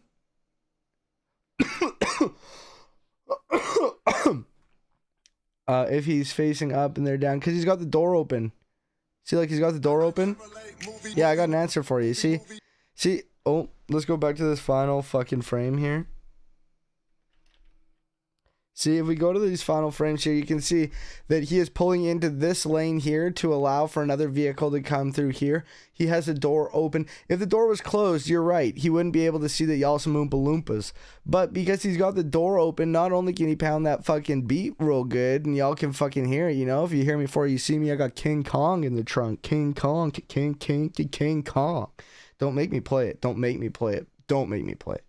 But he's got the door open so he can see. Look at this fucking line of view. Y'all roll up here. Y'all some Oompa Loompas. Look, he's giving y'all the lane. He's got the door open. He can see y'all. You know, unless you're like way down here. But nah, you're not fucking ants. Y'all some Oompa Loompas. Look at, he didn't signal when he changed lanes. But like, he's an alligator, man. Come on. Give the guy some credit. Because if anything, it has caused more harm than good in human. Okay, so this here is fucking Cliff Knichell's toughest debate. And it's with a college kid who knows some basics, which is really funny to me. That is his toughest debate. And frankly, Buddy's doing an alright job. He's doing a pretty good job. Is that me? Yeah, that's me fucking shaking shit. I thought it was my cat. But yes, we can all agree the alligator is in fact a poor driver, but he can see y'all and he is fucking styling on y'all. Okay? You can say he's a hazard, you can say he's dangerous. But you can't say he's not stunting. You cannot say he ain't stunting. We can all agree on that. And that when you pull up, y'all some Oompa Loompas. Especially for the infamous Messiah. But this kid is fucking calling him out on some shit here. He is calling out the contradictions in the Bible. And now he's about to say that Jesus wouldn't approve of the New Testament. And I think that Jesus wouldn't approve of the New Testament as well. Because I don't think that Jesus would want to be worshipped as God. And I think that Jesus, as a fucking Jewish rabbi, a man being worshipped as God to him would be just like the ultimate blasphemy. And I can't imagine that Jesus would be all for that. I can only imagine that he would be against that. And that's why I don't think Jesus would approve and why I should disregard the New Testament. Because if anything, it has caused more harm than good in human history. Christianity has caused a great deal of harm. in human Through history. the Bible. The Crusades, the Inquisition, the Salem witch trials, Through the Bible. slavery in the United States. Exactly. Christianity has been used to justify all types of atrocities. But not a single that thing tells said, you though. nothing about Jesus. Like, I don't think he is saying that, though. That's not what he's saying. His argument isn't that Jesus is bad. His argument is that we should accept, Jesus and maybe the Old Testament, but we should reject the New Testament because it's just fucking random people. Fucking Jesus didn't fucking say that it's good like he did with the Old Testament or the Hebrew Bible. And we can only learn from his words and his life, and the rest, we should just disregard it because it is not acknowledged by Jesus and because it's done more harm than good. That's his argument. And he kind of played into the eyewitness stuff, but I would also argue that fucking none of these people were eyewitnesses. I don't agree with any of this being accepted, but like for the sake of argument, let's say that we accept that. I'd also then argue well, if we don't accept it, then how do we know Jesus's words? Unless that's what he's playing into. Well, if we can't accept the New Testament, then how do we accept Jesus' words as true in the Gospels? Well, Tells you a ton about those individuals who twisted and perverted what Christ taught and used it to justify their own evil. Why was it so easily twisted and pervertible? That is why I have the utmost respect for black Christians who, in spite of the fact that white Christians enslaved their great-grandparents, they have not given those white Christian racists the power to turn them off to the true Jesus, who did not have a racist bone in his body. Well, Cliff, how do you know that? We watched this part the other day, but I went back a bit so that we could get all the context of all this stuff and remember where we are. But our current modern conceptions of race didn't exist back then. So that's why I know that Jesus wasn't a racist. But I do know that Jesus was definitely Samaritan, even though he did, tell the Good Samaritan story. He also called the Samaritan woman a dog. So, like, fucking, yeah, no, Jesus definitely saw insider versus outsider. And though our cultural context of race and those types of things have changed quite a bit, he definitely saw insider versus outsider. Those who follow him and his ways and those who don't. To all those on the outside, he teaches in parables to confuse so they may not turn and find salvation. But for those of you on the inside, to you I tell the secrets. Hey, Jesus, your family's here. Fucking, I don't have a family. My family are those who follow me. Oh, okay. I can say that Jesus certainly has preference, Maybe he wasn't necessarily racist. He definitely wasn't a huge fan of Samaritans, at least that Samaritan woman. I believe she was a Samaritan. Let me pull up my, I think it's in here, and it wasn't just in my readings too. Like, I think that it's in here. In my Jesus is a jerk section, I think I put it in here. But yeah. Yeah, he definitely believed that, if you don't give up everything and follow me, you're not worthy. So, I don't know. If we're talking about racism, no, he wasn't racist. Insider versus outsider, yeah. Jesus wouldn't approve of the shit these people do. Yeah, I don't think he would either. Individual is not the whole ass institution government. Door open, can't see the individuals, not whole asses. I feel like I may have missed the context of that. Jesus didn't support racism, because in the Gospels we read how after his first sermon, because he attacked racism in a Jewish synagogue, he was almost thrown to his death. Because in probably his best known parable, the parable of the Good Samaritan, Jesus makes a direct frontal attack on racism. So we know that all those Christians who are part of the KKK or who enslaved black slaves in the United States. Wait, did he just do like finger quotes for enslaved? KKK or who enslaved black slaves. Why did you do quotes like that? What are those quotes? the United States were contradicting what Jesus taught. It's that simple. This is not rocket science. But haven't you proven my point, though, that they got all of these, they got the legitimacy for their actions from the Bible and not from what Jesus said. Jesus spoke against racism. Jesus said, an eye for an eye. Well, he didn't say an eye for an eye, but in the Gospel of Matthew.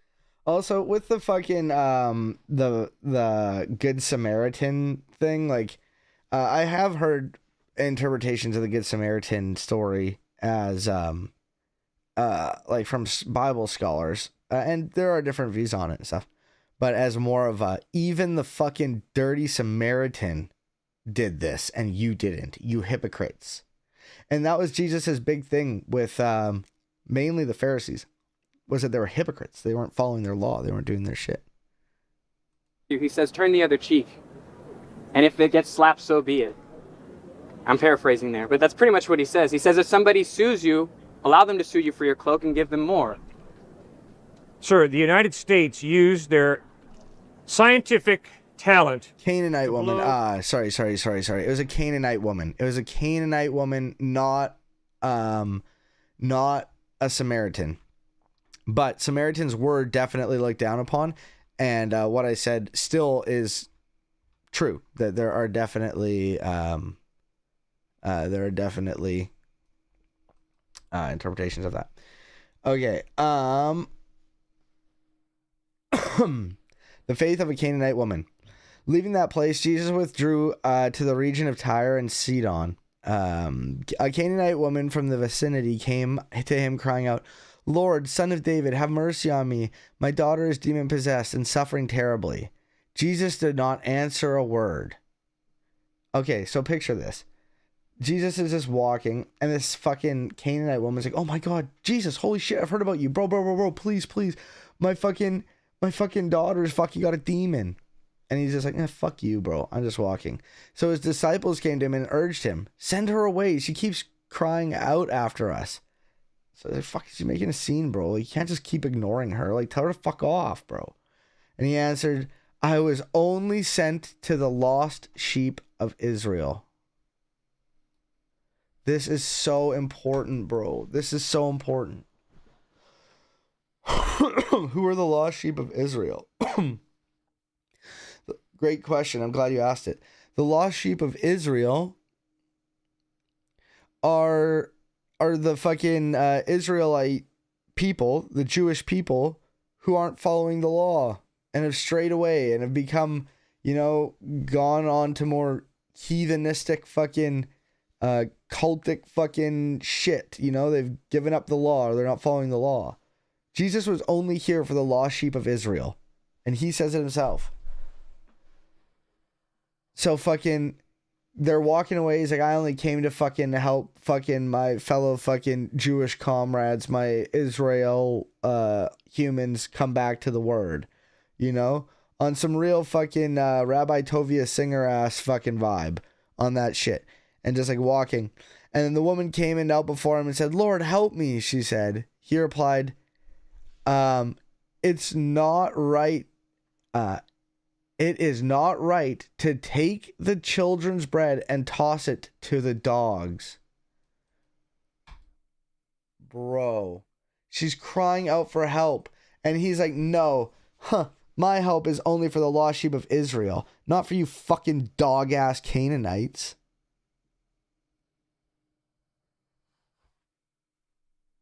And the woman's like, please, oh my God, I know I'm a dog. But like, please, even the dog is worthy of some crumbs that fall off the master's table. Like, please, I know I'm a fucking dog. But please, don't let my dog daughter fucking die. Like, please, just begging this man, chasing him down. Please help. No, I only came to fucking help my homies, you fucking dog. You think I'm gonna waste my power on you? She said, please. Like, even dogs deserve to eat, don't they? Please. And Jesus said, woman, you have great faith. Your request is granted. And his daughter was healed. We have a call. Who's Who's calling in, and where's my thing? You have called the TALORX live show. Who am I speaking with, and where are you calling from? Yo, are you there? You came through very stacky. Yes, I'm here. Can you hear me? Yeah, sorry, you're just very muted. Out of curiosity, just because I'm firing up a pre-roll, what's your favorite strain? Yes, who am I speaking with? Discount Seth Rogen. Discount Seth Rogen. Great to hear from you. Yes, my favorite strain, it depends on the situation, but I'm probably going to say Northern Lights or Alaskan Thunderfuck because I am an old man. I'm not sure if I've ever seen Alaskan Thunderfuck in a local dispensary. Is this calling mainly for like Christian and atheist debate? Not really debate, but discussion. But hey, I'm down to talk. If people want to call and have a genuine, interesting discussion like this, I'm always down to chat. I didn't really have anything I thought about calling with. I just figured I'm on the porch. I'm lighting up a joint. Might as well call in. Well, what kind of strain? What strain are you smoking? And I'll heat up a dab as well. I'll smoke with you. Check the bag. Lemon Fire Mac. Because it's always hard to find the Miracle Alien cookies around here. No one else really... Yeah, it's underrated. And that's what we need. Everyone needs to get a weekly ration of weed, liquor if they like it, and maybe some dino chicken nuggets. Ooh, dino chicken nuggies would be a very good. I totally agree. I would add high-speed internet in there. As well as, like a tool to ensure that you're able to smoke the cannabis of your choice. I think that people should be provided with pipes, bong cleaners, papers, all the things they need to be able to smoke safely, cleanly, and enjoy their hoots. On the internet side, respectfully, I'm American. I'm being realistic. Okay. We may not all get free internet, but they'll probably sell for giving us free liquor and weed to keep us satiated. Yep. Yeah, that's fair. As an American, I can see that. Like, don't get me wrong. Like, I can see the prices of like your actual medications going up about 3,000%. But the free liquor, I could see that happening, kind of like a reverse prohibition. Yeah, I mean, it does employ a shit ton of people. Cheers. Kind of like how the hemp ban is going to knock out probably a few 100,000 jobs.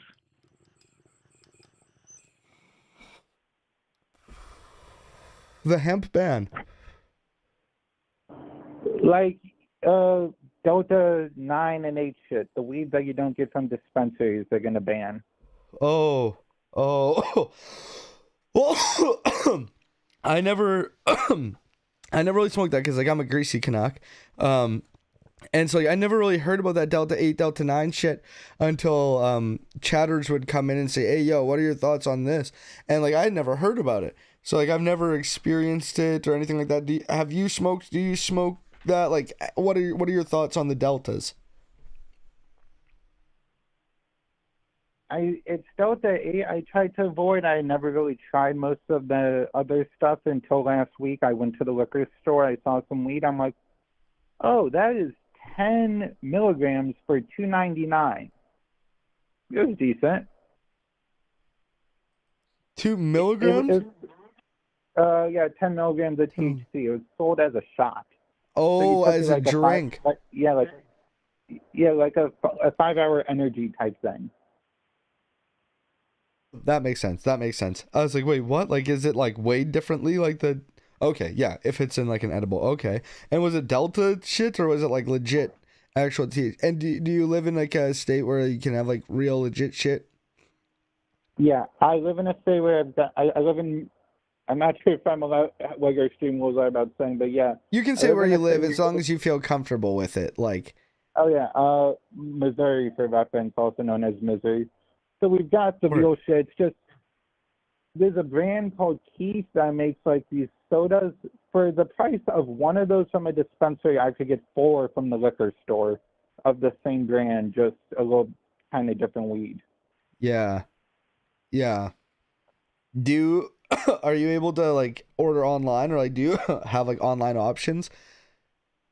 Like, do you ever look? I guess like it might be kind of sketchy because I don't know what it's like in the States, but I've never really tried that because there's enough dispensaries around where I can like go to one.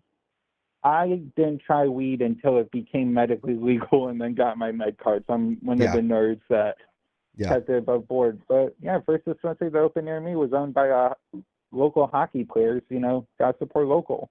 Hey, there you go.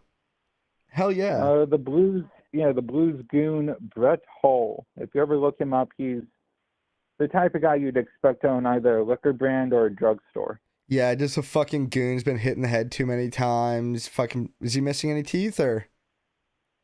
I wanted to probably a few after the Blues won the Stanley Cup. He was seen on the day of the parade before the parade happened, around 2 to 4 a.m. just walking drunkenly down the street celebrating. Mm-hmm.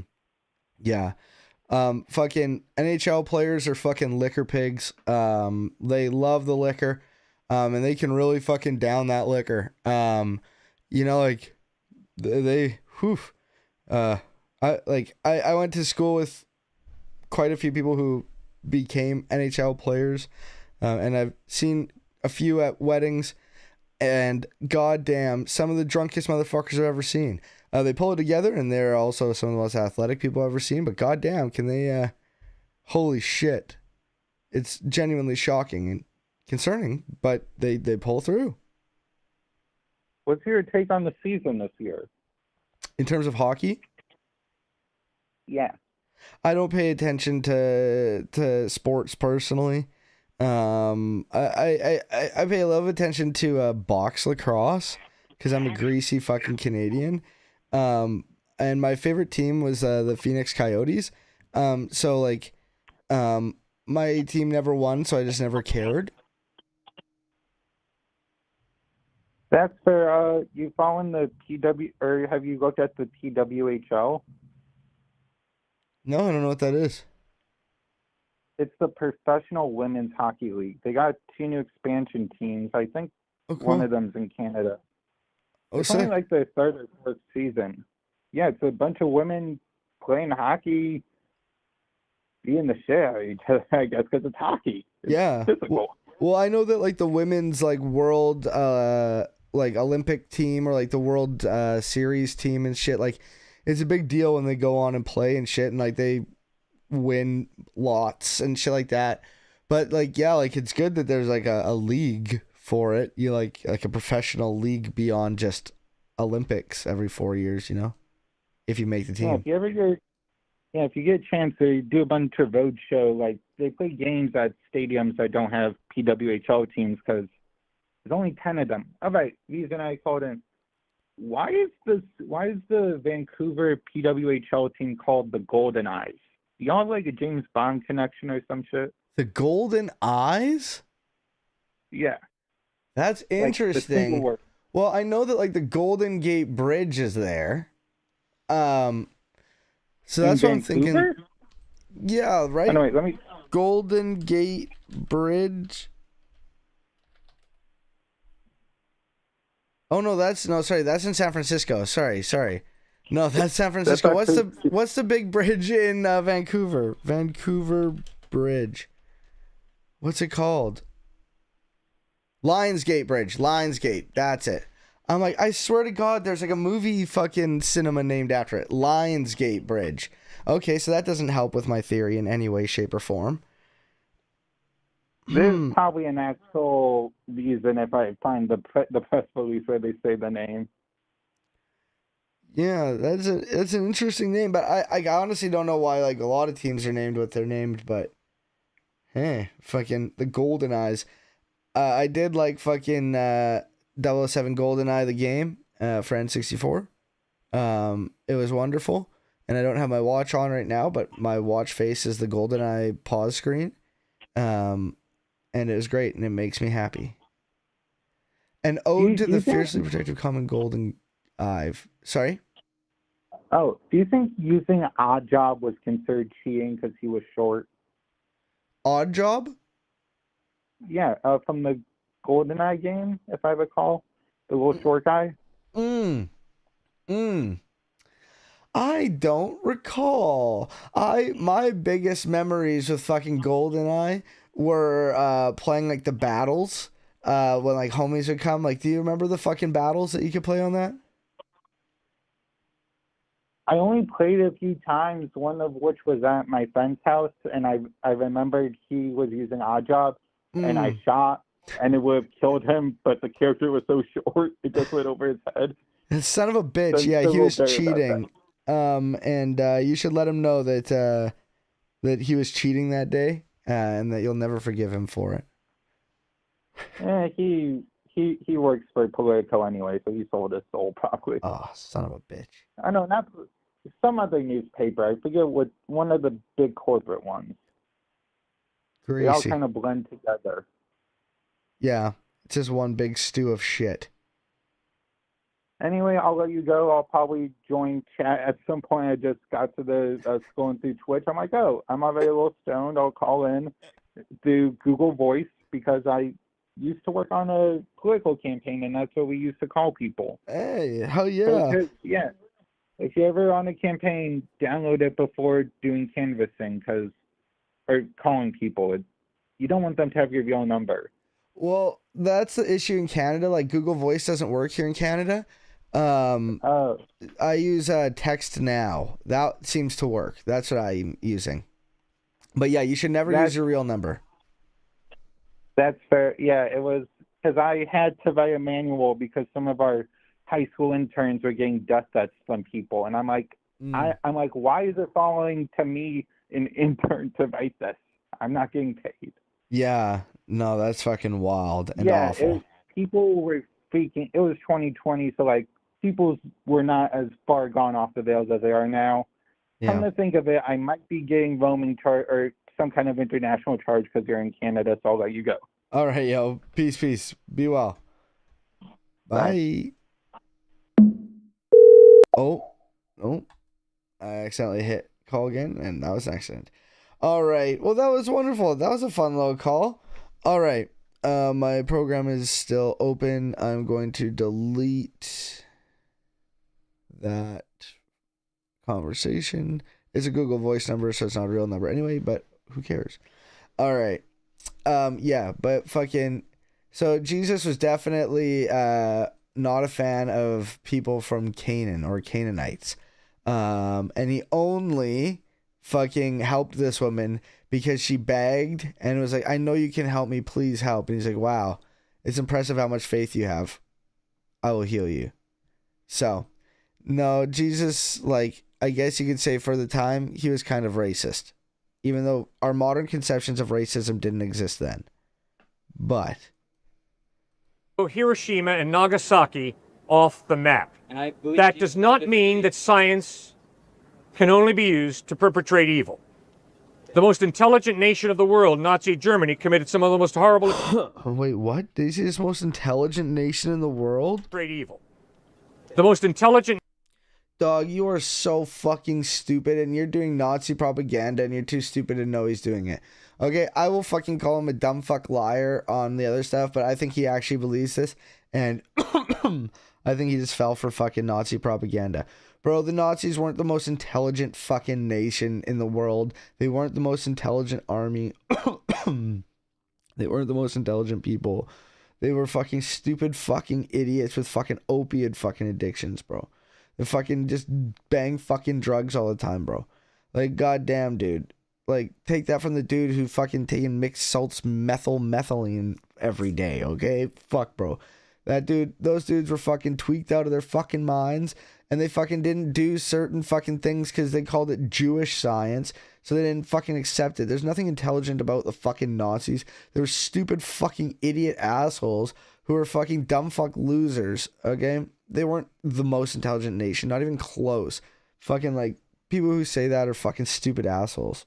Nation of the world, Nazi Germany, committed some of the most horrible atrocities imaginable. That does not mean we don't study science and technology. Instead, we ask, how am I going to use science and technology? To destroy life or to promote life? So just because people abuse science tells you nothing about science, it tells you about those individuals. Similarly, just because people use Christ... Science in no way is saying that it is the infallible, ethical, moral framework for life sent by God. Science is a methodology, bro. Science is a methodology, not a prescriptive fucking book for life. Grow up.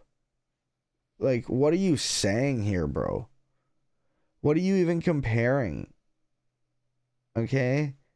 Like, you're just absolutely, like, ridiculous. You're comparing, like, history books to sci-fi, bro. What are we talking about? To justify evil tells you nothing about Christ. It tells you a lot about those people. In order to find out about Christ, you have to go to the Gospels. No, actually, I think it tells us a lot about Christ. I think it tells us a lot about him, that he can't make his word clear enough to make it so there's not thousands of denominations and or people who are out here debating, questioning fucking what Jesus even said in the first place. I think it does say something about Christ. Absolutely. So, like, you know, like, a couple people, you know, it's on them. Everybody, that's on you, bro. Your message was unclear. You got to clear that shit up, bro. Your message is obviously not clear. Matthew, Mark, Luke, and John, and do your own homework. How did Christ live? How did he treat people? What did he... Poorly sometimes. Quite often, poorly. He was fucking very self-centered. He teach? How did he die? Did he rise from the dead or not? That's what it means to be open-minded, seeker after truth. Anybody who's going to tell me that Islam is summarized... Okay, is your rant done? Can we fucking talk now? Like, what the fuck? He just went on for a 10-minute rant about nothing. In 9/11 is a narrow-minded bigot. Islam is not summarized in the events of 9/11 as the World Trade Center came tumbling down. In order to find out about Islam, you better be honest enough and open-minded enough to read the Quran and find out, what did Muhammad teach? How did he treat people? The same thing with Jesus. If you say Jesus is wrong because of the Crusades, But, like, is it about, like, what things they taught and what you like more? Is that what you're saying, Cliff? Is that you fucking need to say who you thought was nicer or you liked more? Or is it about the fucking truth? Is it about who's nicer or who's right? Because if I came in there and I was like, hey, I think Muhammad is, Islam's correct because Muhammad was nicer than Jesus and I like what he taught more. Would you say that that's valid? Would you say that as an open-minded thinker? Would you think that? No, probably not. Probably not at all. His schlong? Schlong? Who schlong? Inquisitions, the Salem witch trials, or slavery in the United His schlong? States, you are a narrow-minded bigot. You better go to the Gospels and find out, what did Jesus teach? How did he live his life? And then you got to go and find out how the Gospels were made. Hey, yo, what are you reading right now? You can read the Gospels, and you should read the Gospels. You should. They're interesting. But, like, what are you reading? You know, like, if you think that you're reading a fucking history book that is 100% accurate and perfect with history, you're wrong. If you think you're reading a book that was written by a guy named Matthew, Mark, Luke, and John, respectively, you're wrong. If you think that you are fucking reading a 100% accurate fucking retelling of all the stories of Jesus as it was written, perfectly fucking preserved to now, maybe a few minor changes, you're wrong.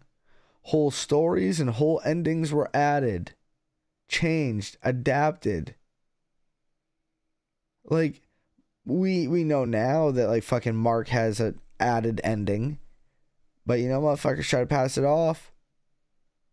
So, like, we know now that the woman caught in adultery, that he who is without sin cast the first stone, is not found in the earliest manuscripts.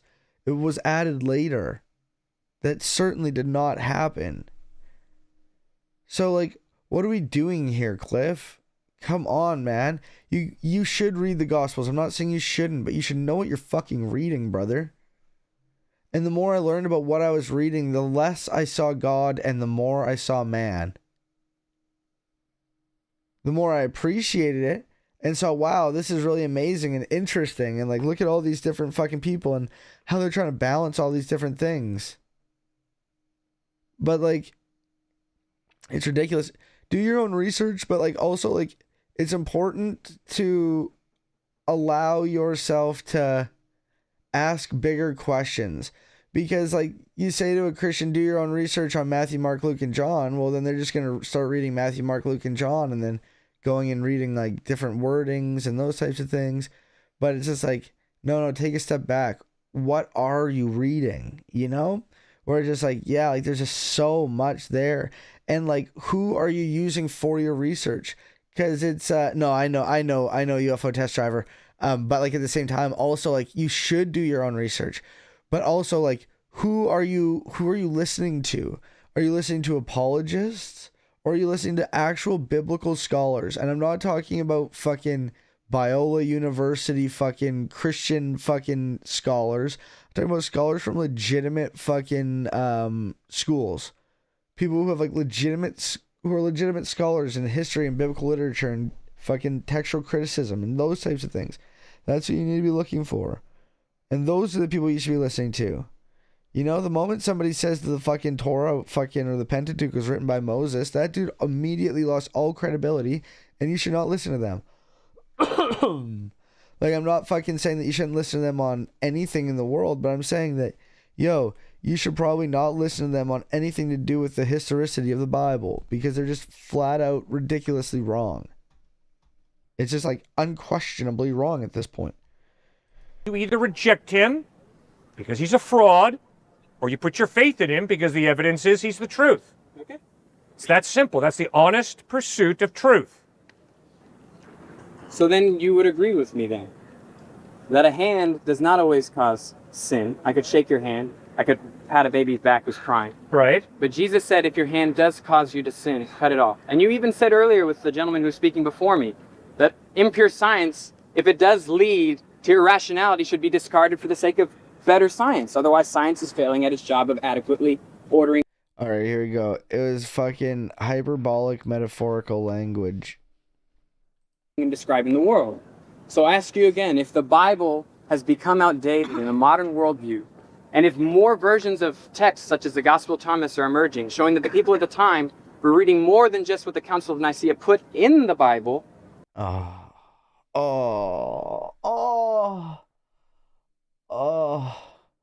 don't know what makes me feel more sick, hearing that or whatever is causing me to actually be sick in real life. Oh no, chat, please, please, please. I love you all so much platonically, okay? Fucking, aren't the Canaanites supposed to be black? Yes. Yeah, they are the spawn or the lineage of Ham. Ham was the son of Noah, who was cursed because he saw fucking Noah's cock and laughed at him when he passed out drunk. And then Noah woke up and he's like, oh, you laughed at my passed out drunk dick. Cursed be Canaan and all of Ham's descendants. And the curse of Ham was used to back slavery for a very, very, very long time. And it is absolutely disgusting and horrifying. Slavery of black people in particular, because they were supposedly cursed with dark skin. Also, the Mormons have a thing with Cain, I believe. Theirs is like the curse of Cain, and then not until 1978 were fucking, like people of color able to get like the priesthood, because like if you weren't white and delightsome is their terminology for it. Like you were like darker skin was a curse. Yeah, like real horrifying stuff. But like that's Mormon shit, and that has to do with like the Lamanite stuff more too, and like there's different stuff there. But yeah, the Bible has been used definitely for slavery apologetics. And the Canaanites being black isn't specifically in the Bible that I believe. I don't believe that. Does it say that their skin would be darkened? That's in like Genesis fucking like 8, is it not? Genesis 9. Here.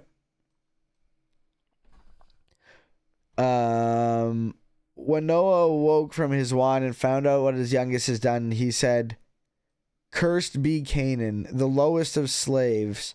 He will be to his brothers." He also said, "Praise be to Shem. May Canaan be slave to Shem. May God extend Japheth's territory. May Japheth live in the tents of Shem, and may Canaan be his slave." So no, it doesn't say that it made his skin be darkened or anything like that. But that is shit that fucking racists say. And that is where a lot of the curse of Ham and Canaan and the Canaanites were fucking black and cursed with that comes from.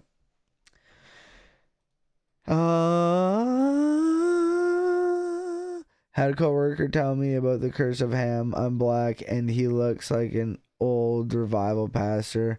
Almost went to HR. Yo, that is wild. What context did you bring it up in? In what context could you bring that up in? Other than, oh yeah, remember when you had brought this up previously?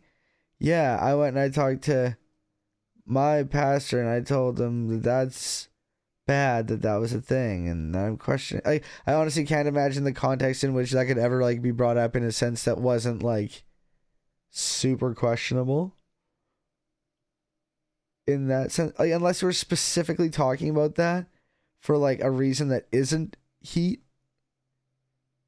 Conversation started with his mother tracing their lineage back to Moses or some shit. May the Lord have mercy on all our souls. Is he Jewish? Is he saying he's is he Jewish? Would it be better to disregard the Bible? Maybe just... And then he said, oh, yeah, well, my lineage would trace all the way back to Moses, and I guess yours would go all the way back to Ham? Is that what he, like, said? Is that what he was implying? Is that what you're fucking saying? That you're talking about the lineage, and then he started talking about the curse of Ham?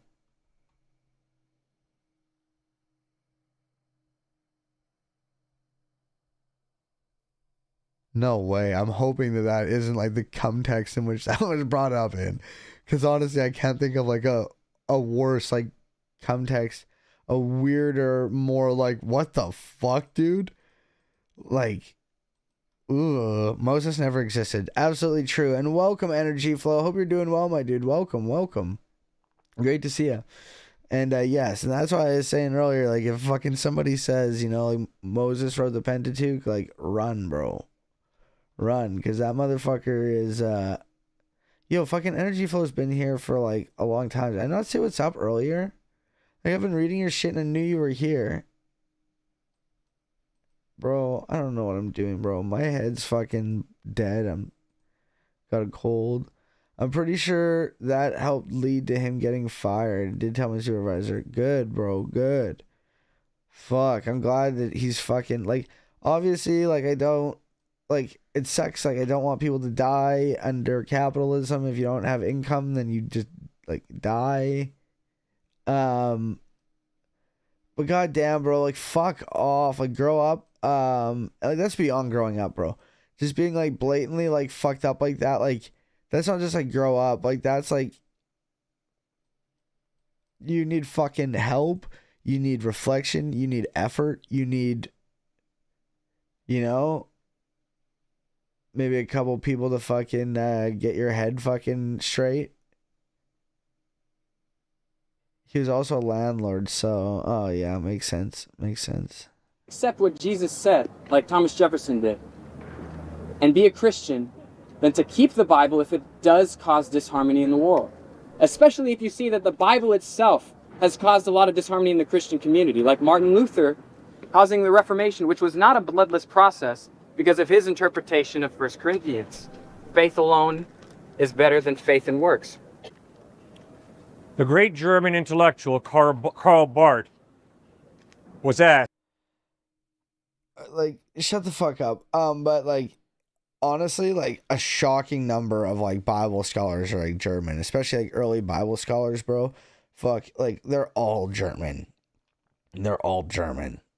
All of them. And a lot of them were Nazis later on. And like honestly, like fucking Martin Luther was like a forerunner to Nazism. A lot of the fucking early church fathers were in their hatred and killing and propaganda against the Jewish people. You did. I've been lurking. Hell yeah, brother. Okay, good. I'd rather say it like 5 times and say fuck. I don't know if I said it than not. So, what is the most important theological point in the Bible? And Karl Barth responded, depends who you ask. Depends on who you ask.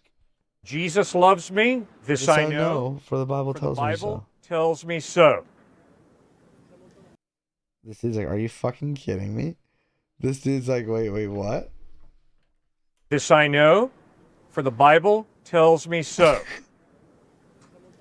Jesus loves you. This chick's fucking straight up rafflecoptering, bro. For the Bible tells me so. Jesus loves you, sir, so much that he bled and died on a cross. Wait. Like where does it say that Jesus loves you? Because I can show you where it says he only came for the lost sheep of Israel and that he only helped that Canaanite dog-ass fucker out because she bagged. So, like, I don't know. How do you know he would like me? Goddamn greasy fucking Canadian? Like, what the fuck, bro? For your sin, when you begin to grapple with the depth of his love for you, that he would sacrifice his life on a cross for you. Well, what if you grapple with the idea? Well, I'm grappling with that idea. How about you grapple with the idea of how that is so fucked up and how substitutionary atonement helps no one? Who does substitutionary atonement help, bro? Nobody, you fucking idiot. Like, oh my God. Like, no, I didn't ask for this. I didn't want this. It's not necessary. Bro, it's just ridiculous. It'd be like if I had a parking ticket and someone's like, hey, yo, I'll go and die the most painful death in the world for you. So wait, what? I was gonna pay the fucking ticket, bro. What are you talking about? It's like, no, don't worry, bro. You don't even have to pay the ticket. I'm gonna go fucking do the most excruciating death of all time on your behalf. Like, wait, what? Okay, then after you do that, what happens when I get more tickets? Do I have to pay them? Yeah, but like there won't be afterlife consequences. Were there before? Well, okay, well, we don't talk about that. Okay, just like, I'm gonna do it. It's gonna be so good, and then you're gonna like think about how awesome and cool I was for you. Okay. I don't want it. I didn't ask for this. That's weird. It's creepy. I don't want it. When you begin to grapple with your own wrongdoing and allow your guilt to wake you up to the fact that you're not better than anybody else, you're a sinner the same way everybody is. Correct. And when you're confronted by the depth of God's love for you, that he would send his son Christ to die for you, out of gratitude, you say, yeah, that doesn't answer my question, you fucking idiot. That's all within the Gospels. Why do we accept anything else? Why do we accept anything other than the life of Jesus? You just completely obfuscated everything I ever said and came back to this, which is literally my point. Like, I don't even know if this guy's an atheist. He might not be. You know, like, he was like accepting Jesus and shit. So, like, I don't know. Hey, thank you. I want to trust in you. I want to love you from the depth of my being. And then I want to use my mind to serve you. I want to use the power that you've blessed me with to do that which is right. I think this guy knows he got cooked and he's feeling it. He's like, ugh. And just, not that which is wrong and unjust. And you want to get to know Christ better. And so you get to know him better. And one of the ways to get to know Christ better is to read, what did Jesus teach? How did he live? And you find that most clearly expressed in Matthew, Mark, Luke, and John. Clifton, why are you speaking here if we have the Gospels? Because I'm asking you guys to why are you even here? Stop listening to me and to go back and get a New Testament on your own and read the Gospels for yourself. Yeah, I have, and I've seen nothing but fucking Jesus being nice to some people and a smug prick to almost everybody else, bro. Like, fucking Jesus wasn't just meek and mild, bro. Like, Jesus was a fucking smug, witty, fucking quip-filled fucker. Okay? He was a quip-filled fucker. Like, I don't know where you're getting the rest of this shit. I did read it, bro. I don't notice many of you leaving right away, so I will continue to talk about Christ. But I am encouraging you, do not take it from me. You owe it to yourself as a thinking university student to read the source document. And I am not the source document. Matthew, Mark, Luke, John, New Testament Gospels, that's the historical source document. Read it for yourself. And understand that none of them were there, none of them saw it, none of them were there or knew Jesus, and they were only doing and writing what they were told and what they saw and what they heard from others. Okay? Because they didn't see anything for themselves other than stories. Did he say that it's not a document? That just sounds weird. I don't recall him saying that. The Bible isn't even the source document. It's a bastardized translation.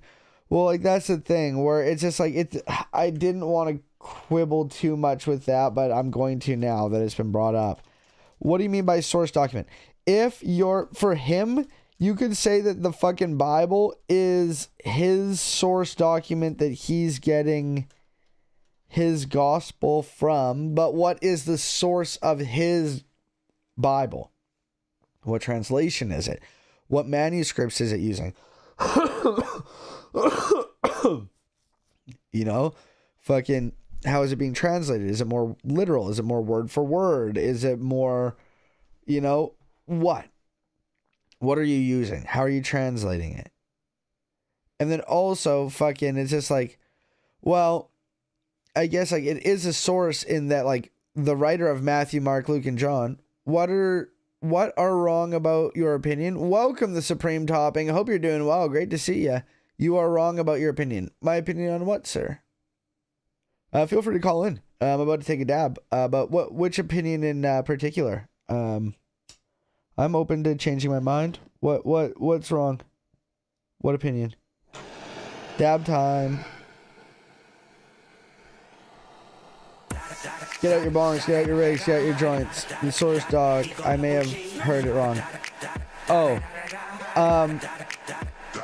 What I was saying is that, like, I wasn't going to get into it, and I was going to let it slide, but chat brought up source document. Sorry, let me take this dab first. Yeah, we hooking back up. And when they bang us in the club, baby, you got to get up. Cause homies, thug homies, yeah, they giving it up. Low line, yo line, cheers. We living it up. Taking chances while we dancing in the party for show. Slip my girl a 44 when she crept in the back door. Chickens looking at me strange, but you know I don't care. Step up in the smother. Just a swing in my head. Talking quick walk if you down with the zip. Take a look at the take this one home.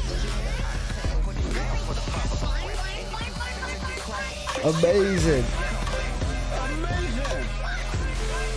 Hey, the Harmadon, thank you for the follow. Thank you. Ooh, new account. Awesome. I'm like, I swear to God you had followed before. But thank you. Welcome on the new account. But Supreme Topping. I was going to let it slide. But chat fucking brought up on the fucking source document. And I said, well, like, his source, it might be like his source document on what he's basing it off of, but like, what are the source documents that his Bible is based off of? What manuscripts, what translation, what is he using? Like, what are we talking about here? And then I was talking about what were the sources for Matthew, Mark, Luke, and John, because Matthew, Mark, Luke, and John, first of all, didn't write it. Those were names ascribed to it later. And also, they were not first-hand witnesses. They never met Jesus. They didn't know Jesus. Fucking Paul never knew Jesus. Paul never met Jesus other than his vision or dream that he had. So, I'm not saying the source. Like, what do you mean by source? But you could definitely say your info's wrong. What in particular? That Matthew, Mark, Luke, and John didn't write it? Or that Matthew, Mark, Luke, and John because like they didn't write it, like they weren't eyewitnesses, or that Paul didn't meet Jesus? Which one? Or that different translations are based on different manuscripts? Different types of translation, more literal. Tell me which one. And feel free to call in if it's easier just to talk. Phone number's on screen. 850-800-0496. Call in. I would love to chat. I'm not gonna like debate or yell at you. I'm like pretty sick, so I'm chiller than normal probably. But yo, call in. I'd love to chat. Like, if I'm wrong, I'd love to change my mind. But if we can educate each other, let's do it, brother. And what is the supreme topping? It really depends. Like, you could say cheese is the supreme topping. If you would consider cheese a topping. You know, like, would you consider like a dip a topping? No, probably not, right? Like, you could say like chives, many people would consider that like a supreme topping, but like, is that a topping or is that a garnish? Is a garnish a type of topping? Not all toppings are garnishes, but all garnishes are toppings. But yeah, supreme topping. Tell me what info specifically I'm saying is wrong, and tell me why. And I'll engage with you, but just saying my info is wrong. Matthew and John walked with Jesus Christ. Let's say that Matthew and John walked with Jesus Christ, okay, supreme topping? Let's say that they did, okay? Let's grant that. They didn't write Matthew, Mark, Luke, and John. They didn't write Matthew or John.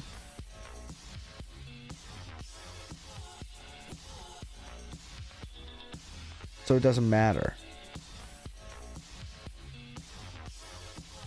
If fucking there is called the Gospel of Jesus, and we said fucking Jesus wrote it, and we found out, no, actually Jesus didn't write this. It doesn't matter if Jesus knew Jesus because Jesus was Jesus. Jesus didn't write it. So who cares? If I write a book called The Gospel of Judas, Judas knew Jesus. It's a first-hand account. If I write that, it's a first-hand account, is it not? It's the Gospel of Judas. No, I hear you say. TALORX, that's ridiculous. Because Judas didn't write that, you wrote that. Exactly. Now you're getting it. Now you're getting it. Ranch can be a dip and a topping. Interesting.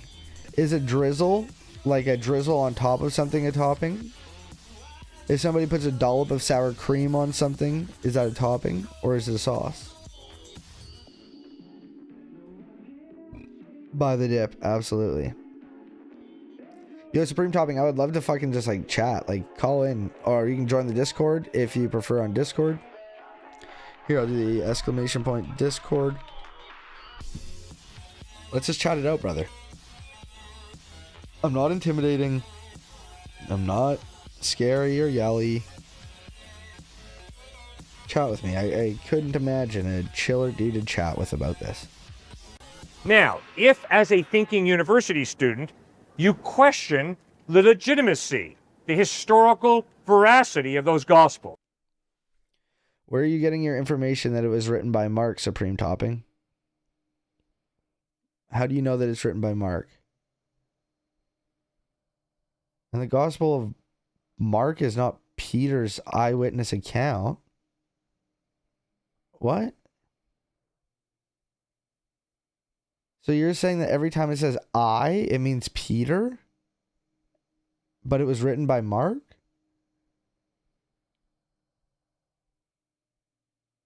So every time the writer writes I, it's Peter?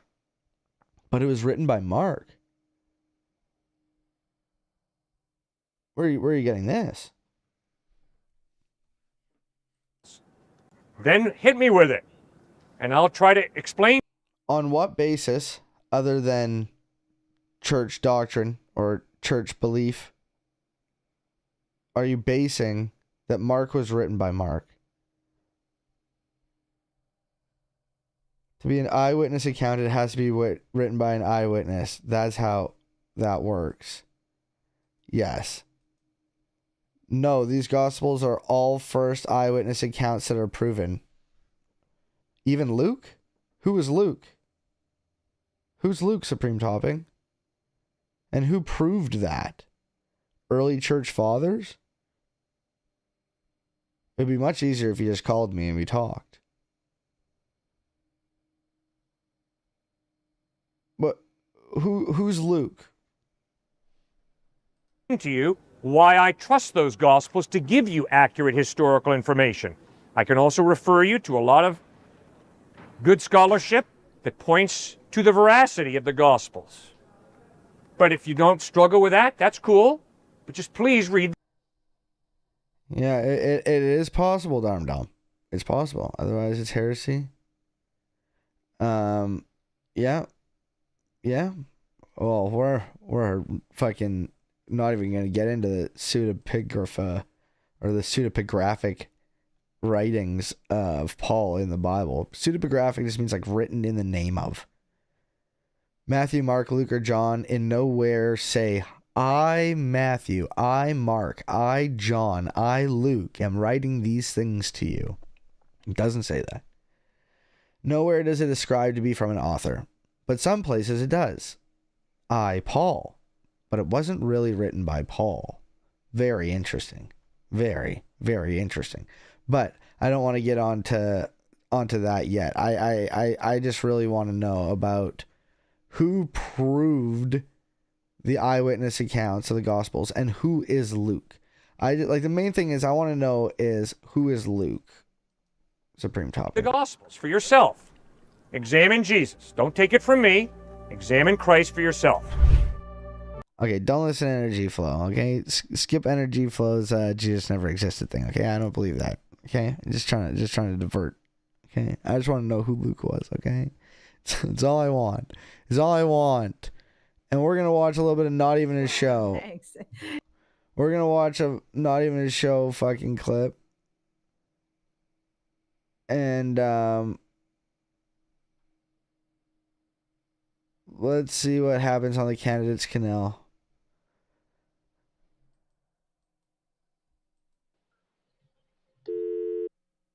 I'll see you later. Hello, everyone. Silencing Energy Flow. I'm not silencing Energy Flow. I'm saying don't listen. Don't get distracted by the Jesus never existed argument, okay? Just stick to the who is. My dad counter is definitely off. It's definitely off. Done a bad job. Yo, Supreme Topping, I want you to call so bad, my friend. Like, what do I gotta do? How could I be nicer and more respectful so that like you feel comfortable? How do I make you feel comfortable? Like, God damn it. Like these Christians, like I just want you to call. What do I gotta do? Talk to me, brothers, sisters, and non-binary comrades in Christ. Yeah, you gotta be a supreme bottom. I will fucking let you top me. I will let you top. I will fucking take the submissive position, okay? I will submit. Okay?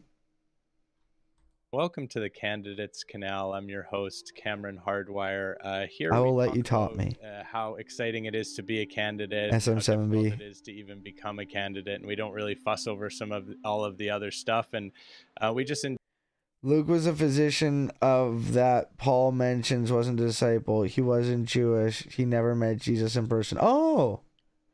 Okay, so they're not all eyewitnesses. Did Paul ever met Jesus? enjoy our time out on the canal, and it's nice and it's relaxing out here, and we're joined today by... What was written first, the letters of Paul or the Gospels? Arizona's 7th Congressional District. And did Paul ever meet Jesus? Candidate Jeff Zink. Hello, Jeff. Thanks, Cameron, for having me. So, yes. So, we agree Luke was not an eyewitness. He never met Jesus. So, we're just down to 3. Matthew, Mark, and John. Was Paul an eyewitness? Did Paul ever meet Jesus? On, I really appreciate it. No. Well, good. What was written first? Paul or the Gospels? Paul's letters or the Gospels? The creek in the background, the canal, it's just soft, nice, beautiful sounds, and we're just relaxing out here, and we're having such a nice time. Well, good. Yeah. Now, are you of course, you were in the news. I guess most people, if they were a national audience, may know you, unfortunately, because your son is maybe going to jail from January 6th, and you were there also. But we don't really need to, because that's a very negative thing to be thinking of, and we want to focus on positivity. And how hard was it to become a candidate? Did you have to fill out all kinds of forms? Well, Paul's letters were the writing. Explain, please. go to the FEC website. You have Form 1 and Form 2 you have to fill out. And anybody could do it, or was it hard to do, or did you have somebody to help you to do it? Oh, no, it was, I did it myself. You did it. Congratulations, Jeff, for that. I just want to say great job to do it yourself and not even to need any help for it. And that's part of what makes you a candidate, and part of why we have so much respect for you, and we have respect for all candidates, and it doesn't matter if they're viable or not. Well, is there anything that you wanted to say about spirituality or about nature before we end the interview? Oh, absolutely. One of the things is I am an ordained minister. Word. Okay. Yeah. And the writers of the gospel, viable or not, yeah, that's the thing. They just bring these people on to make fun of them. No, I'll let this go. We don't do religion stuff here because that's divisive. We find it to be divisive, and a lot of people out on the canal are different kinds of religions, and maybe they're atheists, so we don't talk about religion, unfortunately. But this has been a great interview, Jeff. You seem like a interesting person. It's interesting that you've stayed on the interview this long, and I appreciate your professionalism. And good luck with everything, and congratulations on being a candidate. Alrighty, thank you. Thank you. Bye. Hello, everyone. Welcome. Oh, we already watched this Worst of Us one. Okay, yes. And the fucking writers of the Gospels used the letters of Paul. Mark was the first written gospel. And Matthew and Luke had copies of Mark and copied off of Mark. Do you agree or do you disagree? Do you agree that fucking Mark, the writer of Mark, which I don't think is Mark, but just for now, let's say it is. It's not, and you're just fully incorrect. It's 100% just no. But sorry, I'm fucking hearing this. My dogs want outside and wouldn't go out. Do you believe in the fact that fucking Matthew and Luke had Mark and were copying many stories off of Mark? Or are you thinking that they did their own first-hand witness accounts and just happened to be like almost word for word copies of many things? To the W. Okay. Yo, let's see what happens with... Yo, this is a wild one, bro. Yo, this is a wild... It's a long one. I don't know if it's worth it, but fucking... It's a long one, and I know we haven't watched it. But it's wild. The dude's just a huge piece of shit. At some point. Now, we need to get back to the thing we do best, and that is pranking. And in order to get back to that pranking, we got to do something that on the election. And so he went on as a special guest on a real radio program to discuss that very topic. Let's check it out. There's nowhere in the Constitution that says women have a right to kill their children. Nowhere in the Constitution. Ladies, I'm sorry. You just don't have a right to kill your children. I mean, if that's the case, maybe men have a right to kill women, huh? Maybe? I don't know. I mean, if one human can kill another human and... Bruh, this dude is fucking needing a pranking at least. He's apt for a pranking at least. It's perfectly legal, then why can't you extend that beyond the first practice?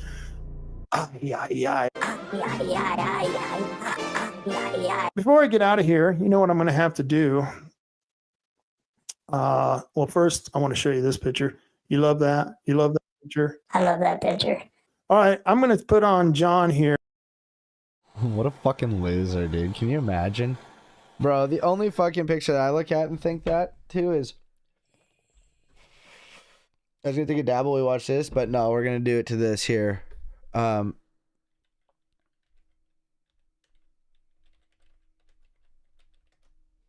This is the only picture that I fucking just like look at when I'm fucking just like fucking sad and I just need something to make me feel better. I just think about fucking Mao Zedong and all he did for us.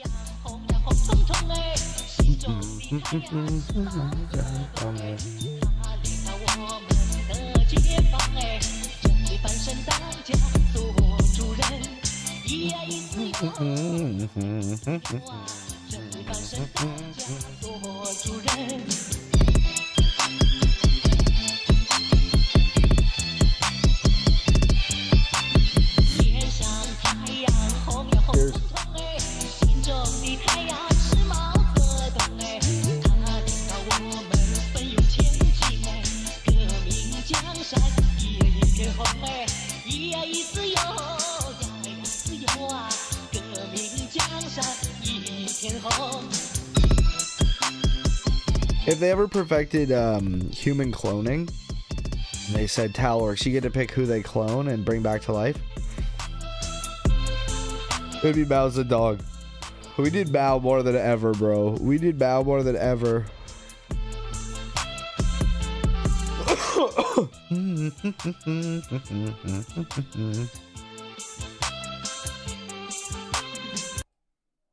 Banger. Here, he's finally showed up. Let me clear the screen here and find out what's this gentleman is all about. Hey man, how you doing? I'm doing very well. I love this picture as well. God, I could look at this picture. You know what I mean? Oh yeah. Like the other like a week or so ago, would have been right before the election. My wife came in. What have you been watching in here? Why are you watching a movie without me? You know, you've been watching for 2 hours.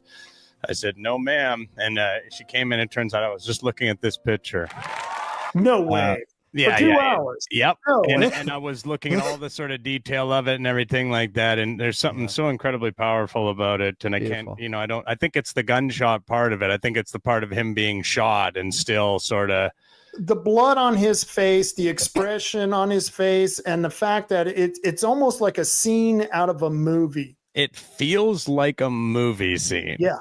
I think we should all, it's fair that we can all sort of quench our thirst a little bit on the liberal tears. And so I've been sort of rubbing it in a little bit with my progressive sort of family members. Judith is my sister-in-law, and she has a pretty serious case of Trump derangement syndrome, and I am rubbing it in her face and everything like that. And it's like I'm giving it to her so hard that guess who's not invited to Thanksgiving? Well, of course. And because they're taking her side on it, my brother's taking her side, and you know, I'm saying, well, sorry, you're married to a liberal, and he's just like, dude, come on, man, just let's have a nice family dinner. We don't have to make politics and everything like that. And I'm like, oh, says the guy who lost, loser alert. And he's like, yeah, man, he's not even about that. It's about family. It's about spending time with family. And it's like when you're creating that kind of division between you and my wife, it makes it difficult for anyone to have a good time or whatever. And my parents. Well, let me ask you: Did they speak politics back in 2020 when you went to Thanksgiving dinner? Oh, not that much. I mean, I did. I was talking about a lot of the stop the steal stuff at that point. I was talking a lot about because, you know, she would kind of say like, well, Donald Trump's not. Well, she would talk politics because she'd say Donald Trump's not in office anymore. Why do you keep talking about that? You know what I mean? And I'd say, well, he did win. He won. You know, and he should have won. And so it was still mostly me that was talking about it then, but she would sometimes say stuff as well. Does that help with your point? Oh yeah, absolutely. John, tell me, who are you and what do you do? Well, my name's John, and I live in Florida, Homestead, Florida, which is a small town in Florida. And basically what I do is I do a lot of organizing. So you're familiar with organizing? Oh yeah. What did you know? Organizing is the most hardest part of any activism. Organizing, especially when you're organizing people who are such individualists, Organizing is the hardest thing to do, and yet it's the most necessary. And I find it's even very difficult to organize my group of friends now, to do anything, let alone get organizing politically, because I'm trying to get them to, hey, let's all go out for a bowling thing. And they're all, John, we don't really want to hang out with you. You talk too much about the stuff. You never shut up about the Trump stuff, and you're not very fun to hang around with. And none of them really want to hang out with me anymore. Wow. Yeah.